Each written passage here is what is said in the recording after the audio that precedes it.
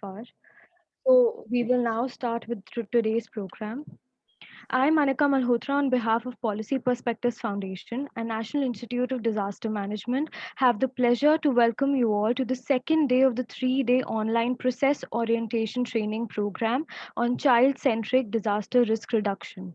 These 3-day program is intended for trainers, teachers, professors, faculties of state level universities, colleges, schools, administrative training institutions, and civil society trainers to help build their knowledge, skills, and perspectives towards child centric disaster risk reduction. Day one of the training program went very well, was extremely enlightening for all of us, for which I must thank our esteemed resource persons as they touched some very important and intriguing subjects yesterday. Active participants of the audience also deserves a special mention as they raised some very important questions for discussion. I hope that the participants keep up with the eagerness and enthusiasm and actively participate in today's session as well. I hope that all the participants have registered. Kindly do so if you haven't. The link is shared again in the chat box for your reference. Moving on to the technical sessions for the day, we have two sessions scheduled for the day, and every session will be succeeded by a question answer session. Participants may kindly share their questions in question answer box, which will be taken up post session. We look forward to your active participation. We may now move on to the first presentation of the day by Dr. Balu, a PhD in sociology with an extensive development and research experience.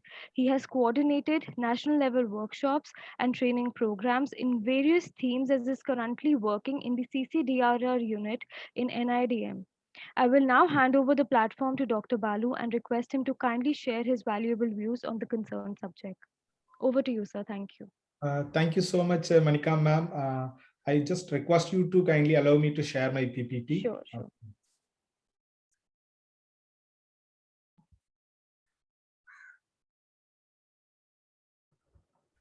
Now you can start, sir. Yeah. Thank you so much, ma'am. Hope my presentation is visible, right? Yes, sir, it's visible. Yeah. Okay. Once again, a warm welcome to all the participants and dignitaries. In this session, we will be discussing about engaging children and adolescents in the disaster risk management activities. Right. Let's start with a small background why we have to involve children in DRR and what is the importance. Then you can understand why we have to involve children in DRR, right? See, we have children, we have adolescents, we have a youth, adult, right? But if you match the ability of these adolescents, and this cannot be matched with any other demographic group like adult or any other person, right? Because they have a physical, mental, and social ability. Whatever they feel, whatever they want to achieve, they can do it in this particular age group, right? And so that's why we are telling that it's an unmatched demographic group with any other group, right? And the empowered young children in this age group is also becoming an independent and a responsible citizen, and they also can take up a leadership roles in the disaster risk management activities.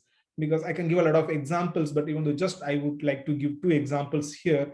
Mr. Paruzia, he has promoted 400 relief centers in New Delhi during COVID-19 first wave, and he helped a lot of people to recover from this COVID-19. And the second initiative by Avishman from USA, and he has promoted a COVID website where you can track the entire data related to COVID-19, and around 4 billion people have accessed this website.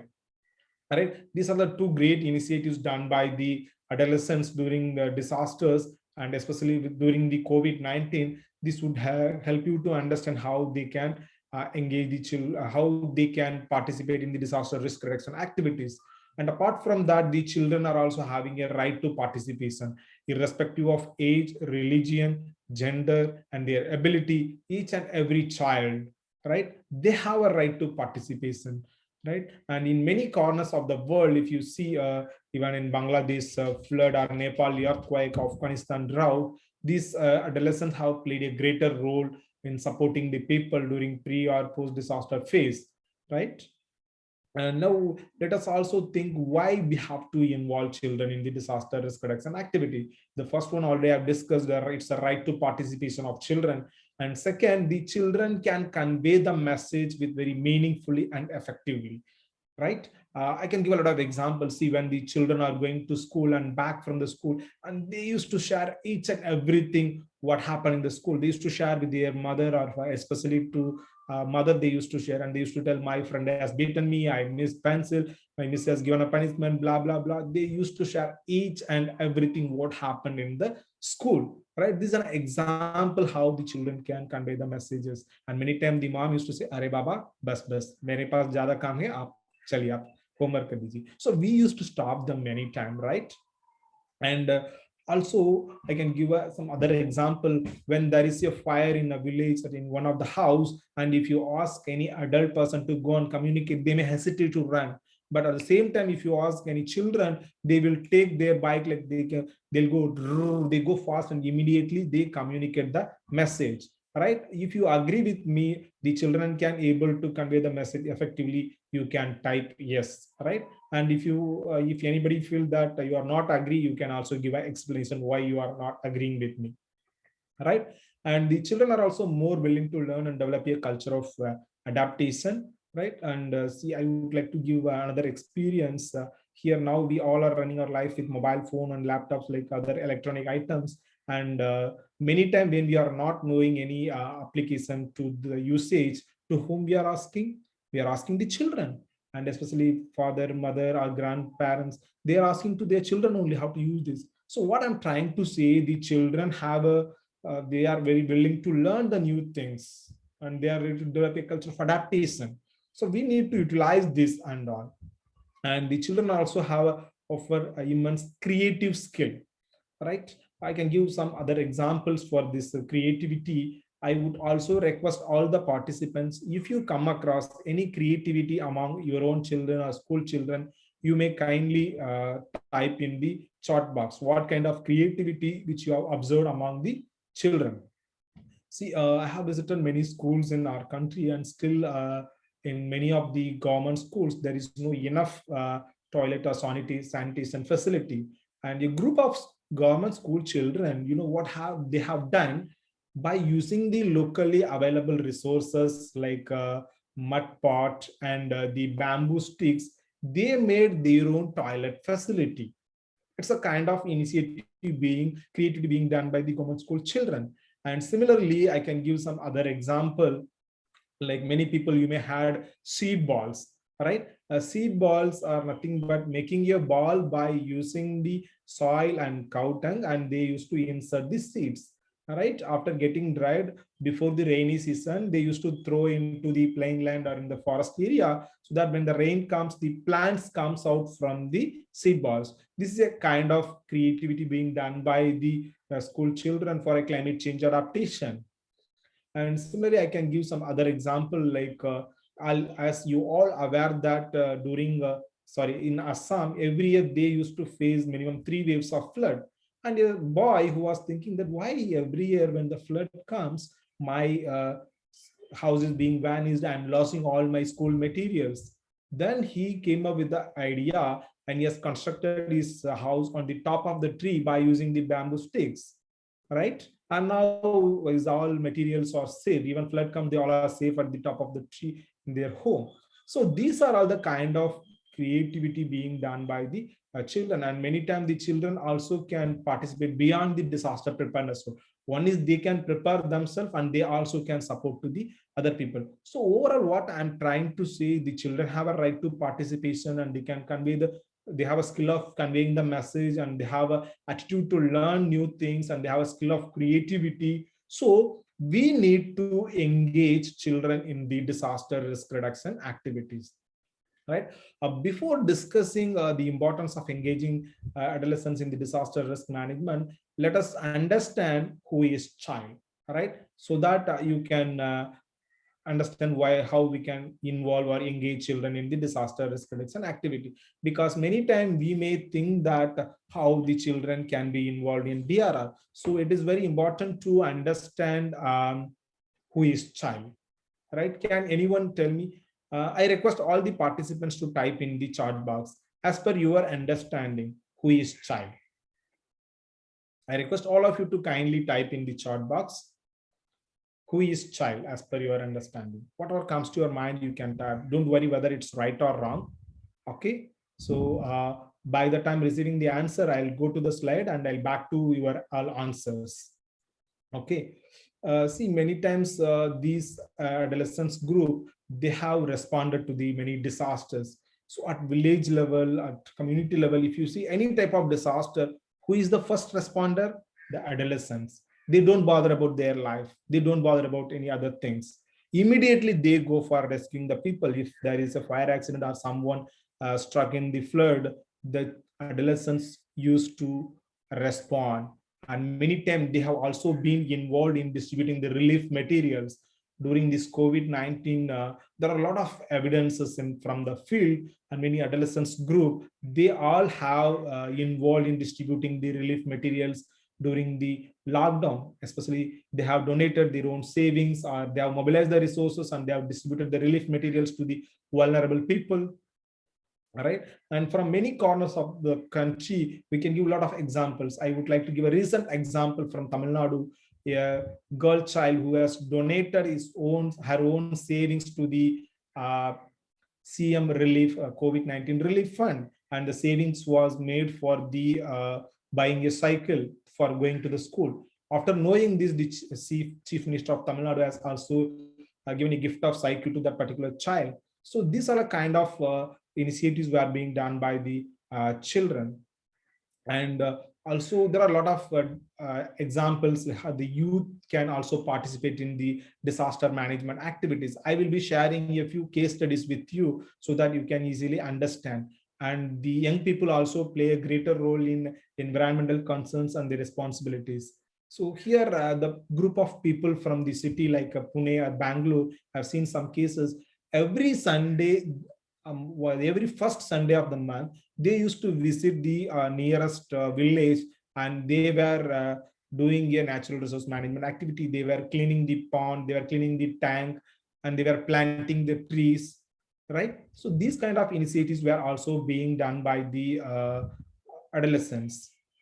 And even the children are also exposed to a number of environmental hazards like poor water and poor air quality and high level of atmospheric pollution and noise pollution, and even cold wave, heat wave. These kind of hazards are also being exposed to by the children, and they also at the same time can contribute for reducing this risk. And individual, this adolescents group voluntarily, they took action to protect themselves and their surroundings. Whenever they see someone is in the problem, someone is in need of someone is in the emergency, they took accountability. They took a volunteer to go and help and to rescue them, right? And apart from that, the Ministry of Youth Affairs and Sports also have a lot of volunteers program to engage the adolescents in the disaster risk management. So we also will discuss the what are the institutional mechanisms available in our country for engaging volunteers. All right. So now let me see the answers in the chat box. I didn't receive any answer as of now. Can anyone tell me? I request all the participants to kindly type in the chat box, who is child as per your understanding. Since we are discussing that engaging children in the disaster risk reduction, we need to understand who is child, because many times you may think that how we can involve children in the disaster risk reduction activities. So that's why it's important to know who is child. Okay. So let me check question answer box here also. Yeah, I got one answer from 0 to 18 years. Fine. Yeah. As of now, I got only one answer regarding my question about who is children. Yeah, that's fine. See, in our country, we have a different definition for children, right? So if you take this child labor act, the person below 14 years old, they all are called children, right? And if you take a marriage act, it varies for boys and girls, 18 and 21. And if you take a Mines Labor Act, it's again person below 18 years, they all are called children. But here, what we refer is As per United Nations Convention on Rights of the Children, the person below 18 years, they all are called child. Okay. Now you can easily understand how we can engage children in disaster risk reduction activity. Again, this age group, you can divide them into 5 different phases. Okay, the first one is prenatal. It's a 9 months of pregnancy. Okay, the second phase of a child, it is infant, 0 to 2 years old. The third phase, 3 to 5 years old. Okay, it's called early childhood or childhood. Now, early childhood.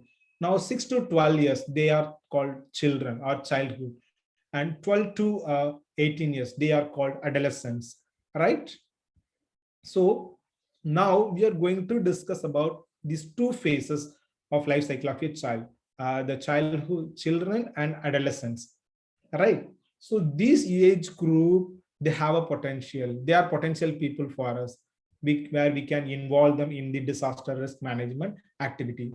That's why I've given engaging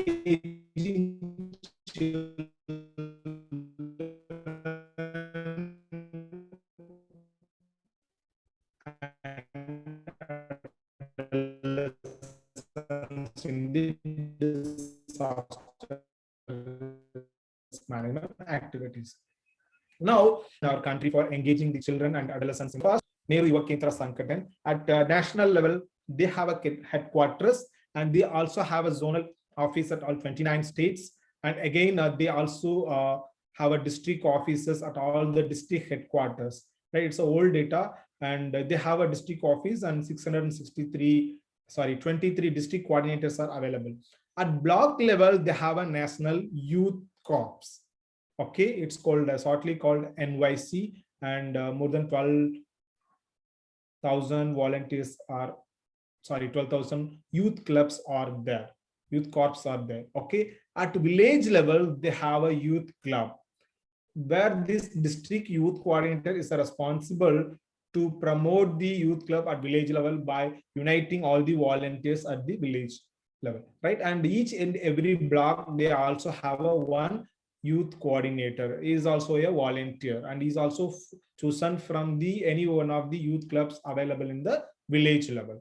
Okay, so this is one kind of mechanism for adolescents from the village, where they can join in this NYK, yes, and they can serve for the society at the time of disaster. And the second national service scheme, again, they have a headquarters, and they have a program advisor cell.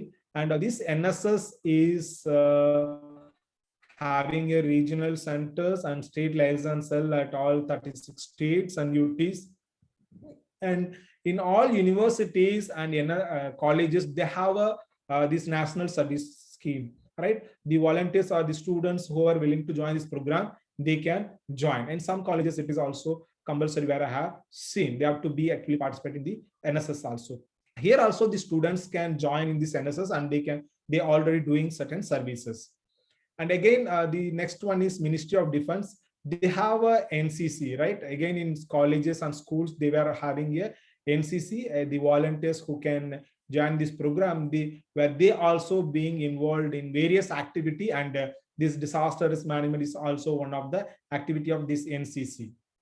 And the next component is the Ministry of Home Affairs, another ministry. They also have a civil defense, right? And this headquarters is available at New Delhi, and in most of the states, they also have a state directorate's office, and each and every district also they have a district offices, where here also the adolescents and the can be joined as a volunteer, and they also can involve in the disaster risk management activities.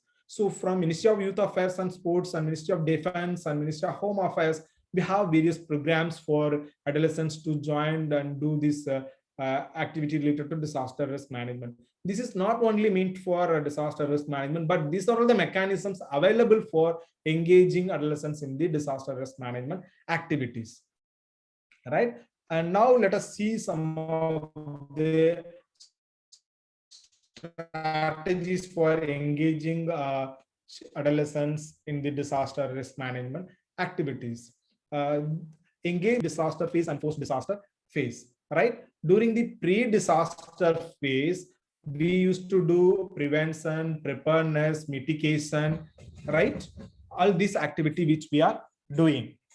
So where we can engage all the adolescents and children in these kind of disaster risk management activities during the pre-disaster and also in the post-disaster phase. Okay, so in the post-disaster, they also can be involved in recovery activity and reconstruction, even rescue activities. Also, these NCC people can be involved. And the second strategy is focusing on environmental and resource management for combating the impact of climate change. So where a lot of youth is having a interest to work on this environmental resource management, where they were managing the forest, and there are forest users group, and even they also being involved in the tree plantation. They are also involved in the cleanliness of pond, right? So we have to focus on engaging this adolescents group for environmental resource management. And we also need to establish the institutional linkages to promote convergence initiatives. So we have a NYKs and we have a NSS, we have a NCC. For example, if a group of NSS volunteers from city, if they want to do certain activity at village level for disaster preparedness activity, where they can contact this NYKs, which is located at village level, because they may not know where to do and what to do. So we should have a institutional linkages, and even this institutional linkage also can be promoted at a state level or a district level. There should be a kind of network. And we also need to build the capacity of institutions and individuals, where we have all the adolescents and people who are involved as a member of this NSS and NCC program. But regarding the disaster risk management, they are having I can say that they have a much less capacity. So it is our responsibility to build their capacity, right? We have to conduct some programs at institutional level, at even for the individual volunteers. And we also need to use the information communication technology to promote and connect the volunteers, right? So we have a lot of volunteers, maybe many individual volunteers also may be willing to do certain program. So we can use this social media or any other communication technology to connect the volunteers, right? So that they can join and they can work. And similarly, we also need to set up certain technical advisory board and monitoring group, so that we can see how these adolescents were engaged and what kind of activity they are doing during the disaster. That also can be evaluated. And again, we also need to strengthen the networks with civil society organizations to promote volunteerism, because a lot of civil society organizations were also involved in the disaster risk management activities. So we need to make certain network with them, so that they also can engage the adolescents as a volunteer for the disaster risk management activity. And many times the individuals and youths are, they all want to do certain activity, but many times they may not aware where to do and what kind of activity to be done. So we can use this social media and print media to advocate the role of youth in the role of adolescents in the disaster risk management activities. So once we do adapt all these strategies, we also need to have certain monitoring and evaluation plan, so that we can see how these groups were being engaged and what kind of activities were being done, so that we can monitor them and we can also evaluate their work. And another strategy is we need to mobilize resources for engaging children and adolescents in the disaster risk management activities. At the same time, this group also can be involved in mobilizing the resources, right? And this public-private partnership is also one of the important activity where we need to do, because a lot of private sectors were also there, where they are also willing to engage the children or adolescents in the disaster risk management activity. So we need to establish the partnership with the private sector, so that they also can even allocate certain fund for from their corporate social responsibility, and they can engage the children in DRR. And when we are designing the community-based projects, and we need to also include adolescents as a member, so that they also can be involved in this community-based disaster risk management projects, and they also can get certain experience.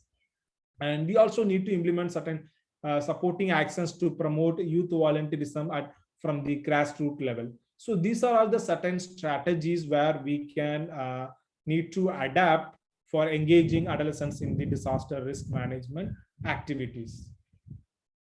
So now let us see a ladder of adolescents participation. The first stage is manipulation. Here in the manipulation, the activities were led by youth and they do without understanding the purpose. For example, an adult in the village, they may initiate certain activity. Following them, the group of adolescents also may do this activity, but they do not understand the purpose of doing this particular activity. Right. The second stage is decoration. Here also, again, the activity is led by the adult. Youth understand the purpose, but they do not have any input how they are planned. Okay, the activities were led by the adult and they understand the purpose, but the youth were not aware how these activities planned and from where the resources were mobilized and how it is being done. So they do not know what was the process. And the third one is tokenism. Here again, the activities are led by the adult and youth may be consulted with minimum.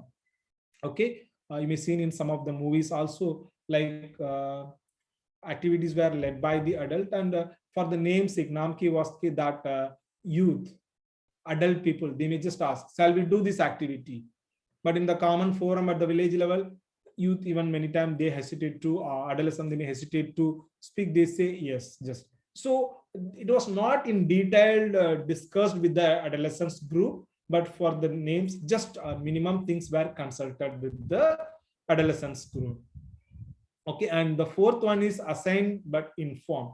Okay, the activities were assigned by the adult and the youth were adolescents were doing, and they were informed what they have to do exactly. Okay, and the sixth stage is the activities are adult initiated and serve the decisions with children.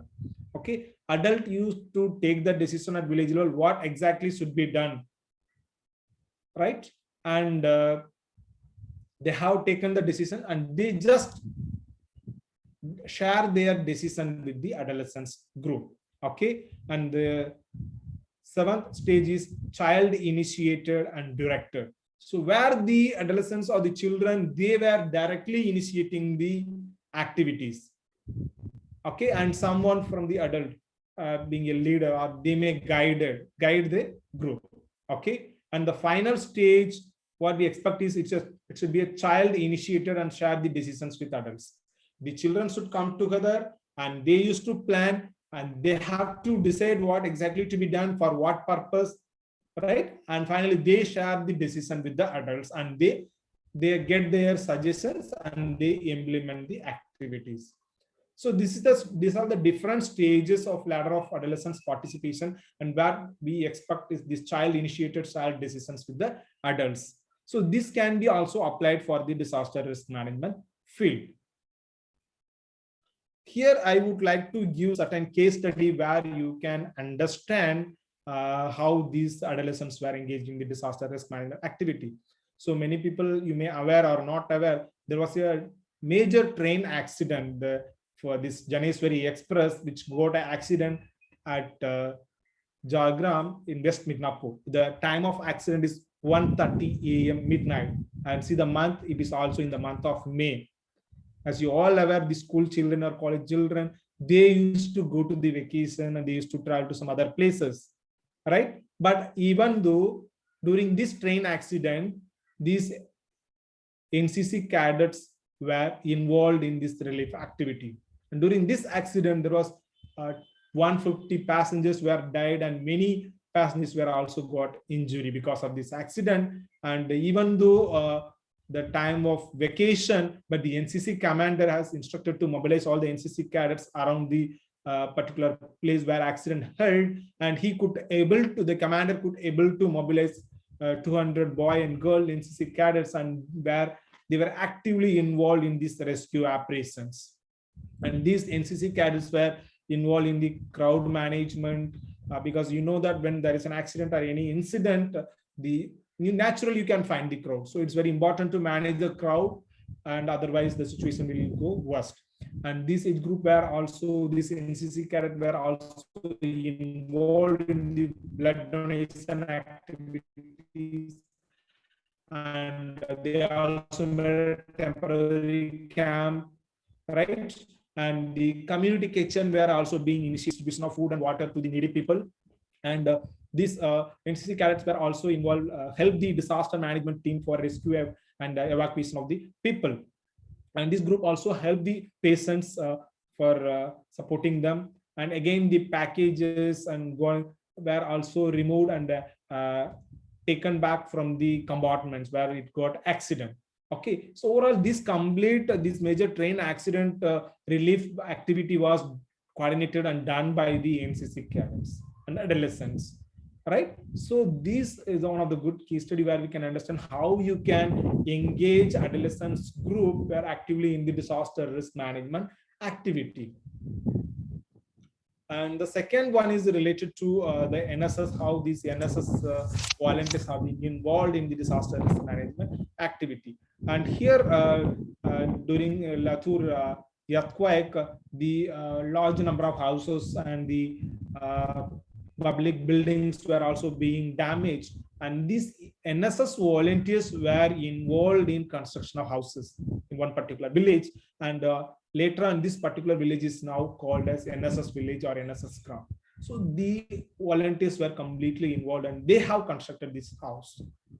And similarly, during the Bhopal caste tragedy, the NSS volunteers also extended their service for counseling and creating awareness about the medical things to the society. And similarly, many times in cyclone and the earthquake also, the NSS volunteers have participated in distributing clothes, food material and medicine, and they have also involved in raising funds, right? And during the drought situation in 1986, these NSS volunteers have done a wonderful thing that usually people we used to support to the man only, right? And we used to forget the animals. But this NSS group, even in 86 itself, they have organized a cattle camp, and even they have also provided fodder distribution to the animals to save it. And this kind of like providing clothes or food or materials and medicines and mobilizing resources kind of activities were done in many disaster situation times. Okay, so this NSS also contributed a lot during the disaster and risk phase. And another major case study what I'd like to share with you is 2004 December 26 tsunami. It was the worst natural disaster which hit our country, and these NSS, NCC, and other even individual adolescents were also actively involved in the food supply and medicines and clothes. They have distributed even bed sheets to the affected people. And even this NCC, I remember still, even I was also involved in this tsunami relief work. I was studying a first year of UG, and where I gone to the Kadalur district of Samyarpete village and the Koilpatti village, where I have done, I was involved in the relief activity. So there are many cases or incidents where we can see how these adolescents were involved in the disaster risk or evacuation activity. And during this tsunami relief work, large number of schools were also being damaged, right? And these volunteers were also involved in the repairing the schools, and they have also been involved in the giving counselings to the affected students and mentally affected students, right? These are all the certain practical cases which I was thought of sharing with you, where you can understand how you can engage children in disaster risk reduction activity. All right. So I will sharply stop my session by 12. Before that, just I would like to raise a question. Can anyone tell me who is C? The right side, there is one white girl. Can anyone tell me who is C? I request all of you to type in the chat box. What is her name, or what are the information you know about her? You may type in the chat box. Right side, there is a girl. If you know any information about her, you may type in the chat box. Her name or what are the institute was done by her.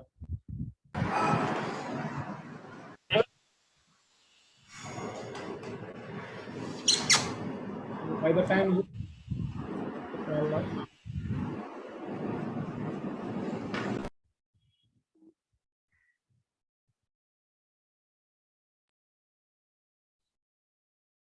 Can anyone tell me who is she? The right side, there is a girl. I request all of you to type in the chat box. Okay, by the time I will continue with the session. Her name is Greta Thunberg, and she's a Swedish girl where she has started a campaign called 3F, Friday for Future. And every Friday she started striking a school and she had a protest in front of the parliament to protect the children from the impact of climate change. Right? And there is another example from Tamil Nadu. She's Nadia, a 7th standard girl children, and she has seen that the tank nearby her school was filled with a lot of plants, and it was completely not usable. So, and she was not able to sit in the classroom because of the bad smell which came from the pond. So she asked her father to clean the pond, but the father didn't listen to her. So almost 8 months she didn't speak to her father. Then father realized her mistake and asked, why you are not speaking to me? Then the girl said, you are not listening to me. You need to clean this pond. I'm unable to sit in the classroom. At the same time, the pond is also not being usable. Then the father has realized his mistake and he himself alone cleaned that entire pond. So these are the two examples. One is at local level and another one is at international level. How these children can also influence the behavior of others and where they can mobilize for action, and how the children can be engaged in the climate change adaptation activities also, right? Okay, so now I would like to give a 5 minutes activity to all of you. Now the time is 11:37. I would like to give a 5 minutes activities for all the participants. Followed by that, I will show a 10 minutes documentary movie. Then we can go for a question answer session. Okay. Before going to the activity, I will give, yeah. So now the participants' name starts with A to F, A, B, C, D, E, F. Okay. You need to type at least one activity. How you will involve children in the flood risk reduction activity or flood related activity. Is that clear, my question? Participants' name starts with A, B, C, D, E, F. You need to type each one, at least one activity.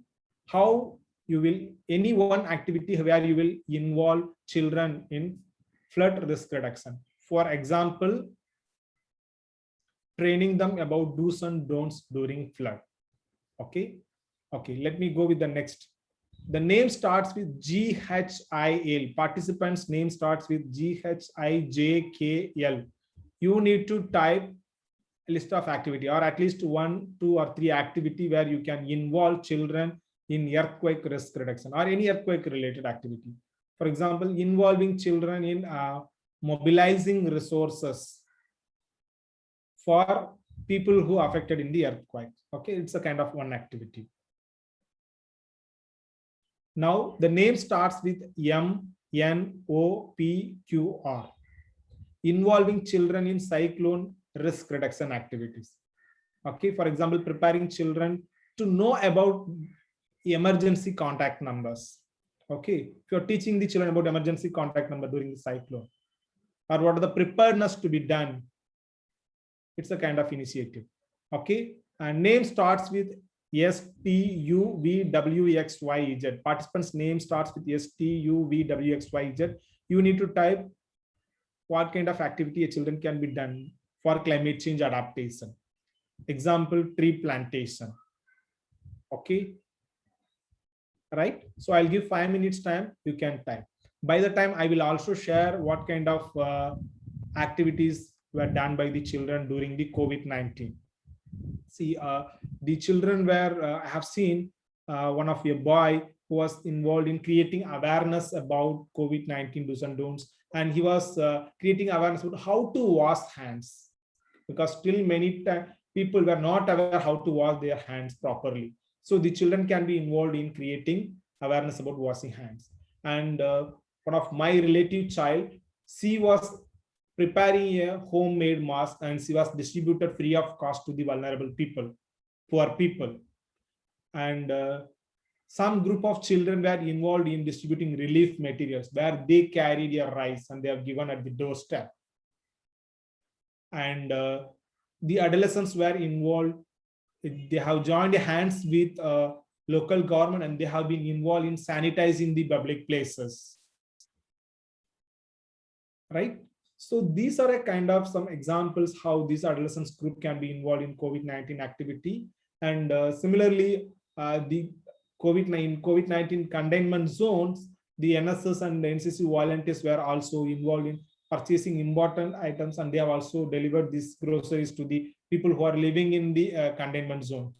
And these NSS NCC volunteers were also involved in tracing the contact of COVID-19 infected persons, and even for testing, during the testing, COVID-19 test. Now this medical camp, the COVID-19 test camps were being organized at many villages, but the medical team, the health team is having lack of human resources, and they need one support person for writing the name of the person who tested and their mobile number and their address. For record maintenance also, this group of volunteers were also being involved. So these are all the way where how we can involve or engage the adolescents in the disaster risk management activities. All right. So now let me check with the chat box. I don't know why I didn't get any answer, but let me see. Still, I request all the participants to type at least one activity. I request all of you to type at least one activity, how you will engage children in the disaster risk management activity. Not general during COVID-19. I'm not asking how to engage children in during COVID-19. I'm asking write at least one activity for engaging children. Okay.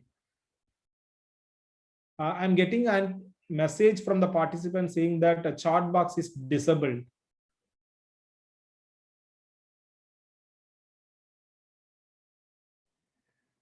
Sir, I No, would sir, it request, is enabled. It is enabled for everyone. Please type your answers in chat box. Okay.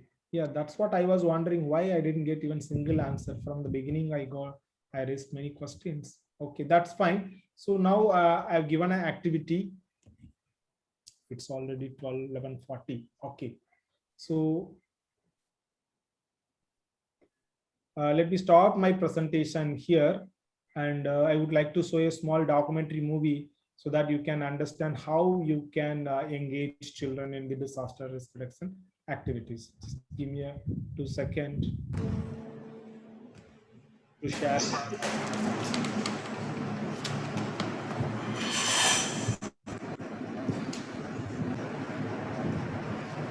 And if there is some noise from your side, kindly mute your mic.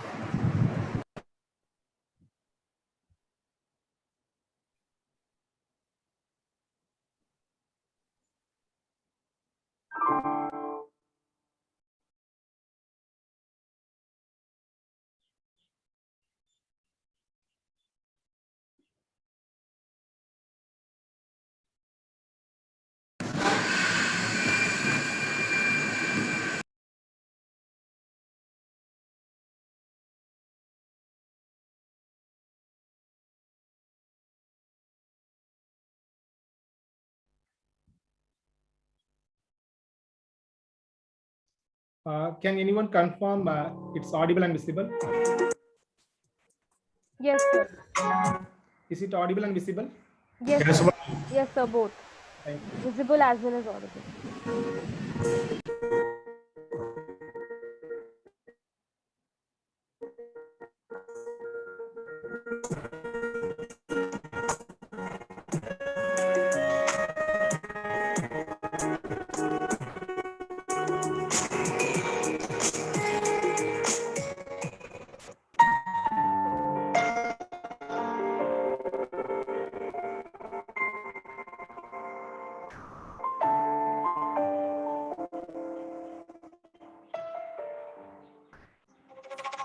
Bangladesh is the world's most unique green delta. People stay close to them. They love nature. They to be loved by nature.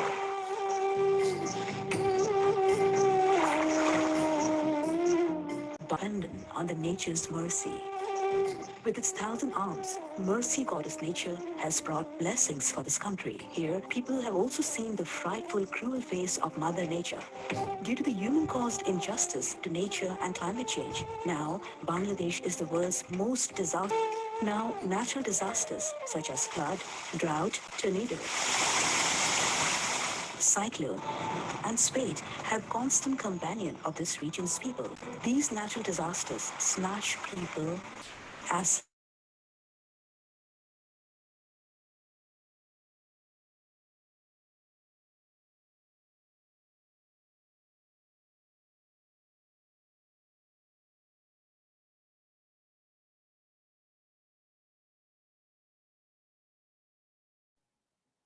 So you will have to unmute yourself. You're not audible. And once again, I'm sharing the Sure, document. sure, sir. Sure.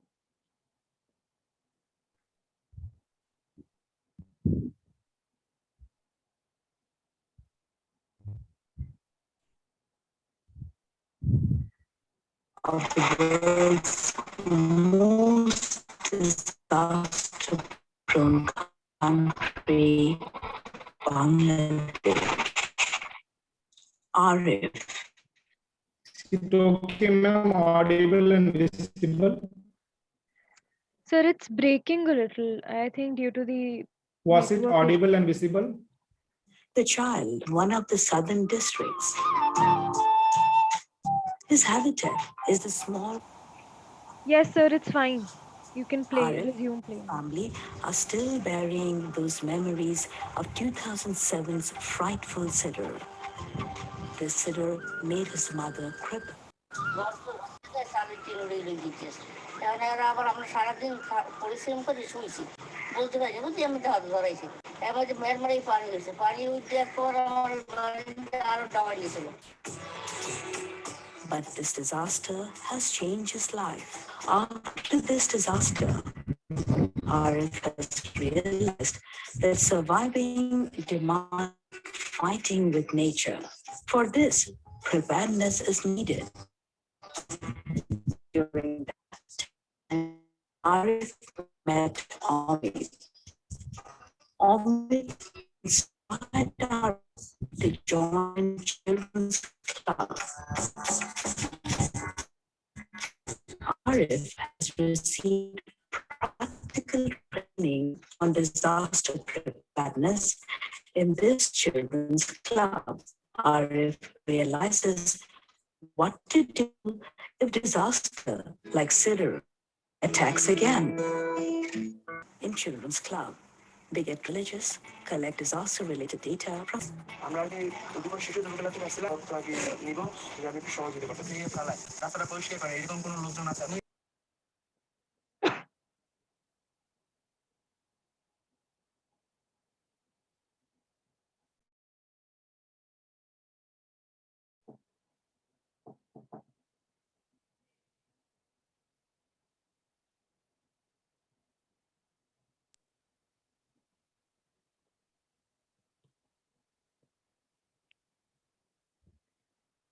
এলাকায় বিভিন্ন সময় বিভিন্ন দুর্যোগ হয় যেমন cedar হইছে আইলা হইছে তো সেই I'm বিষয়ে sorry, once আমরা again, I'm আপনাদের sharing. সামনে I আলাপ করব think যে there is some. There's some দুর্যোগ হইছে বা হওয়ার সম্ভাবনা আছে আপনাদের এলাকায় কি কি ধরনের দুর্যোগ হয় আমাদের এলাকায়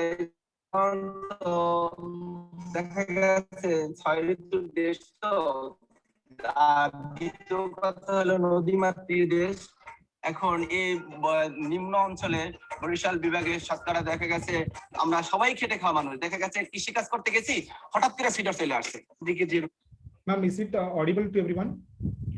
Yes, Monica, sir, it's ma'am? audible, but it's breaking in between actually. So we are probably more comfortable reading the subtitles than listening to the audio actually.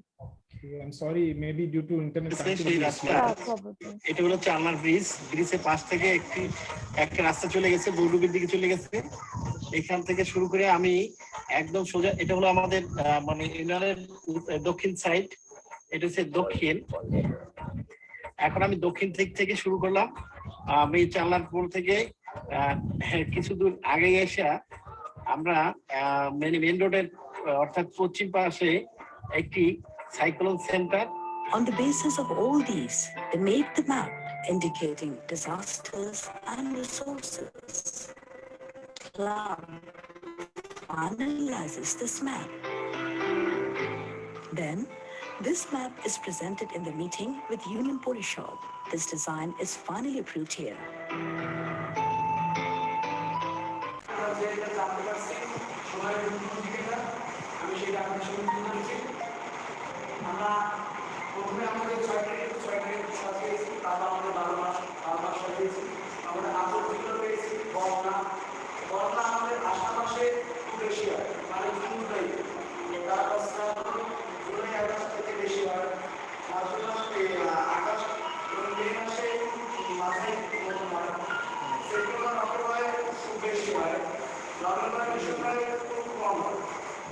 এখানে আমরা দেখছি ডিসপ্লেতে নভেম্বর ডিসেম্বরে বন্যার ঝুঁকি কম, কিন্তু আমাদের অভিজ্ঞতা থেকে বলছি যে আমরা সিডর ভয়াবহ সেই ঘূর্ণিঝড় সিডর ফেস করছি নভেম্বরের 15ই নভেম্বর 2007। এরপরে আরও কিছু সিগন্যাল আসছিল, সেগুলো হয়তো আমাদের এই অঞ্চলে আসে না, সেটিও নভেম্বরের মধ্যে কিন্তু ছিল। নভেম্বর মাসটাকে আমরা একেবারে মানে ছোট করে দেখতে পারি না। আমি এখন আশাবাদী যে প্রাকৃতিক দুর্যোগ আলাদা যদি আমাদের অঞ্চলে আসে, যে সমস্ত যুবক ভাইরা ছোট ভাইরা আমাদের এই কাজের ব্যাপারে এখন উৎসাহিত, আমরা ইনশাল্লাহ যে কোনো প্রাকৃতিক দুর্যোগ মোকাবেলা করতে সক্ষম হব। Thus, Arif and the child of this human habitation have become a united force, ready to face disasters. These children suffer most in the natural disaster of Bangladesh.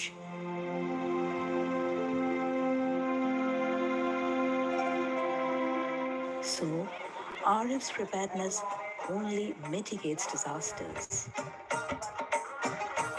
Though Bangladesh has gone far ahead in the field of disaster risk reduction, still, children are ignored in disaster preparedness and strategies for confronting disasters.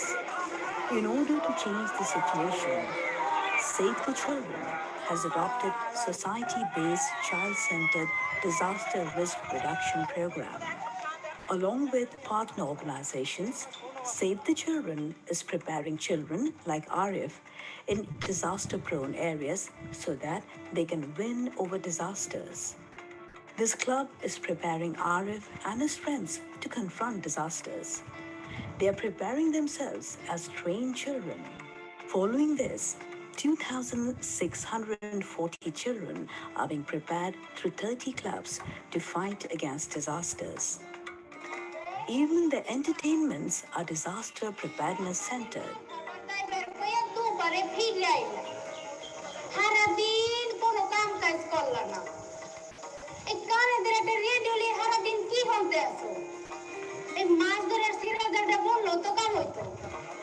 আকাশের অবস্থা বেশি একটা ভালো থাকতেছি না। 8 নম্বর মহাবিপদ সংকেত ভবিষ্যতের প্রয়োজনীয় জিনিসপত্র নিয়ে নিরাপদ স্থানে আশ্রয় নিন। 8 নম্বর মহাবিপদ সংকেত 8 নম্বর মহাবিপদ সংকেত মাইকে তোর বন্যার সিগন্যাল দিতেছে, তাড়াতাড়ি কাজ করিয়া না বাবা। ও ভাই না, এই যে লেখাপড়া থেকে চলে আইনা এতে হবে কি? আরে কোন তারা মোমবাতি ম্যাচ ফেলে মরে 2 হাত মাটি নিচে গর্ত করে পুঁতে রাখুন। 10 নম্বর মহাবিপদ সংকেত 10 নম্বর মহাবিপদ সংকেত। ও ভাই না, বিপদ সংকেতের কত খুশি আছে। হয় হয় ওই মাইকেও কইছে, টেলিভিশনেও দেখাইছে। আরে মুরগি টুরগি না হোক, ইসকো মারিয়া ইসকো মারিয়া।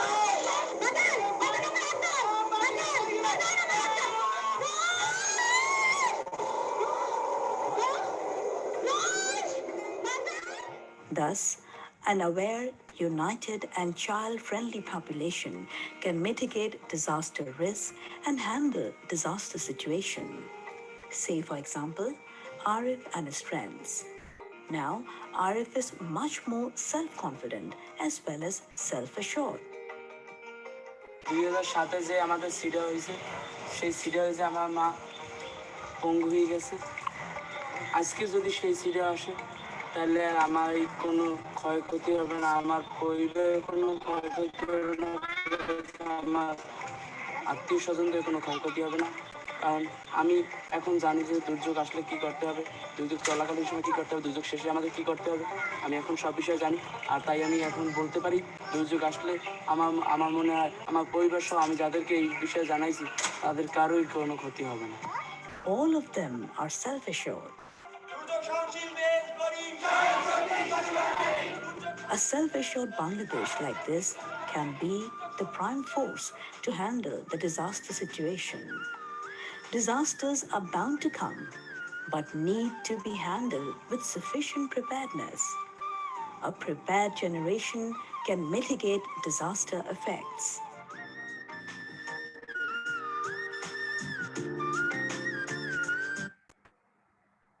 Yeah, let me stop here. We have discussed about the importance of engaging CRR, and we have also we've had a institutional mechanism for engaging children, and we have also discussed, we have some case studies regarding NCC and NSS, how they have been involved in the disaster risk reduction activities, and I've also given some activity for the participants to do it. And finally, we have seen a small documentary movie. Right. So with this, I hope everyone could understand how you can engage children in the disaster risk management activities. So now we can go for a question answer session, maybe under 5 to 7 minutes. Yes, sir. So Raka sir said that कि आप question answer session after second session. Okay, fine. Sure, sir. But sir, we do have some answers to the questions that you shared. If you just want to have a quick look in the chat box. Okay. Go ahead. Yes, Dr. Balu, you may want to have a quick look at the chat box.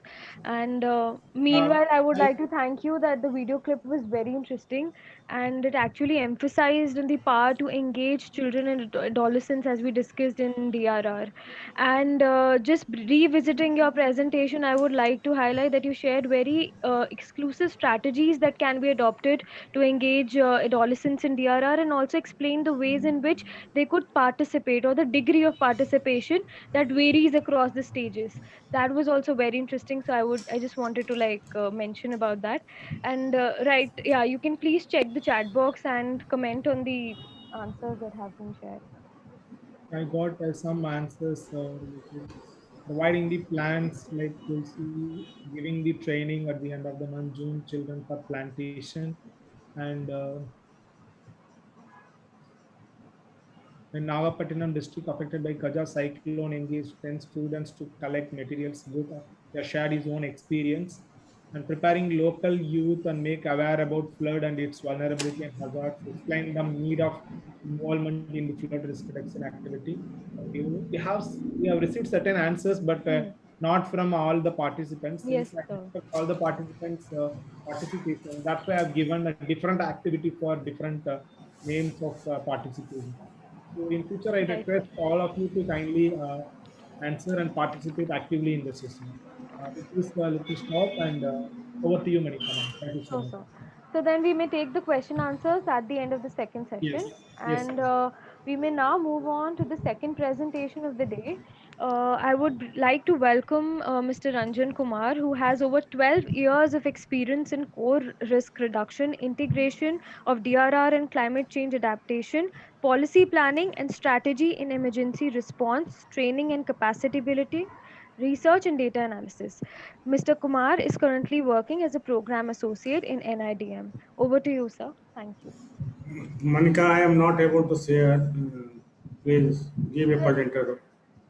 So, do you see the green option on the screen which says share screen? Once after click on green screen, one option open, host disable participant screen sharing.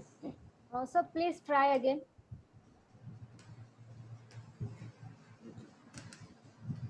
Yes, sir. Not visible. Yes, sir, it's visible now.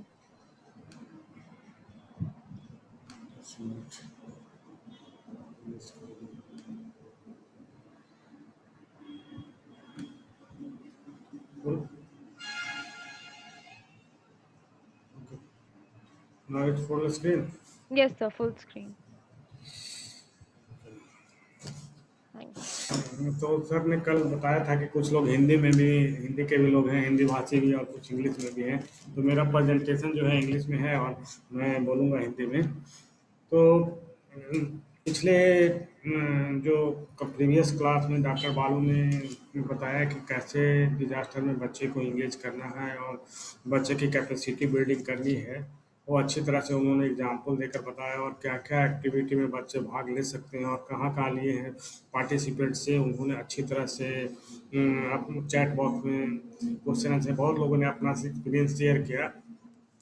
लेकिन पिछले उसके previous class और study class जो session हुआ था उसमें dos and don'ts और institutional mechanism के बारे में बताया गया था कि कैसे हमारे यहाँ डिजास्टर मैनेजमेंट मैकेनिज्म काम करता है और हर लेवल, कितने लेवल पे काम करता है, डिस्ट्रिक्ट लेवल, स्टेट लेवल और नेशनल लेवल। 3 टायर जो मैकेनिज्म बताया गया था और 3 टायर रिस्पॉन्स मैकेनिज्म को भी बताया गया था और उसमें किसकी क्या रिस्पॉन्सिबिलिटी और किसकी क्या भूमिका है। उसमें जो लोकल लेवल की बात के एक आई थी, लोकल बॉडी की बात होती है, जो 3rd लेवल की बात की थी, उसमें बहुत सारे स्टेक होल्डर्स जो हैं उनका रोल बहुत इम्पोर्टेंस होता है किसी भी डिजास्टर को मैनेज करने में। क्योंकि disaster risk reduction doctor sir के एम सर ने फोकस किया था कि डिजास्टर मैनेजमेंट जो ना हो के अब डिजास्टर रिस्क रिडक्शन पे ज़्यादा फोकस किया गया है। तो 3rd जो टायर 3 टायर जो मैकेनिज्म है उसमें जो 3rd जो लेयर है, जो बेसिक कम्युनिटी लेवल का जो फर्स्ट रिस्पॉन्डर जहाँ पे बात करते हैं, वहाँ उनकी भूमिका बहुत ज़्यादा हो जाती है किसी भी डिजास्टर को। तो आज का जो मेरा जो मेन फोकस है, जो मेरा टॉपिक है, commitment of children in disasters. Commitment किसकी कमिटमेंट?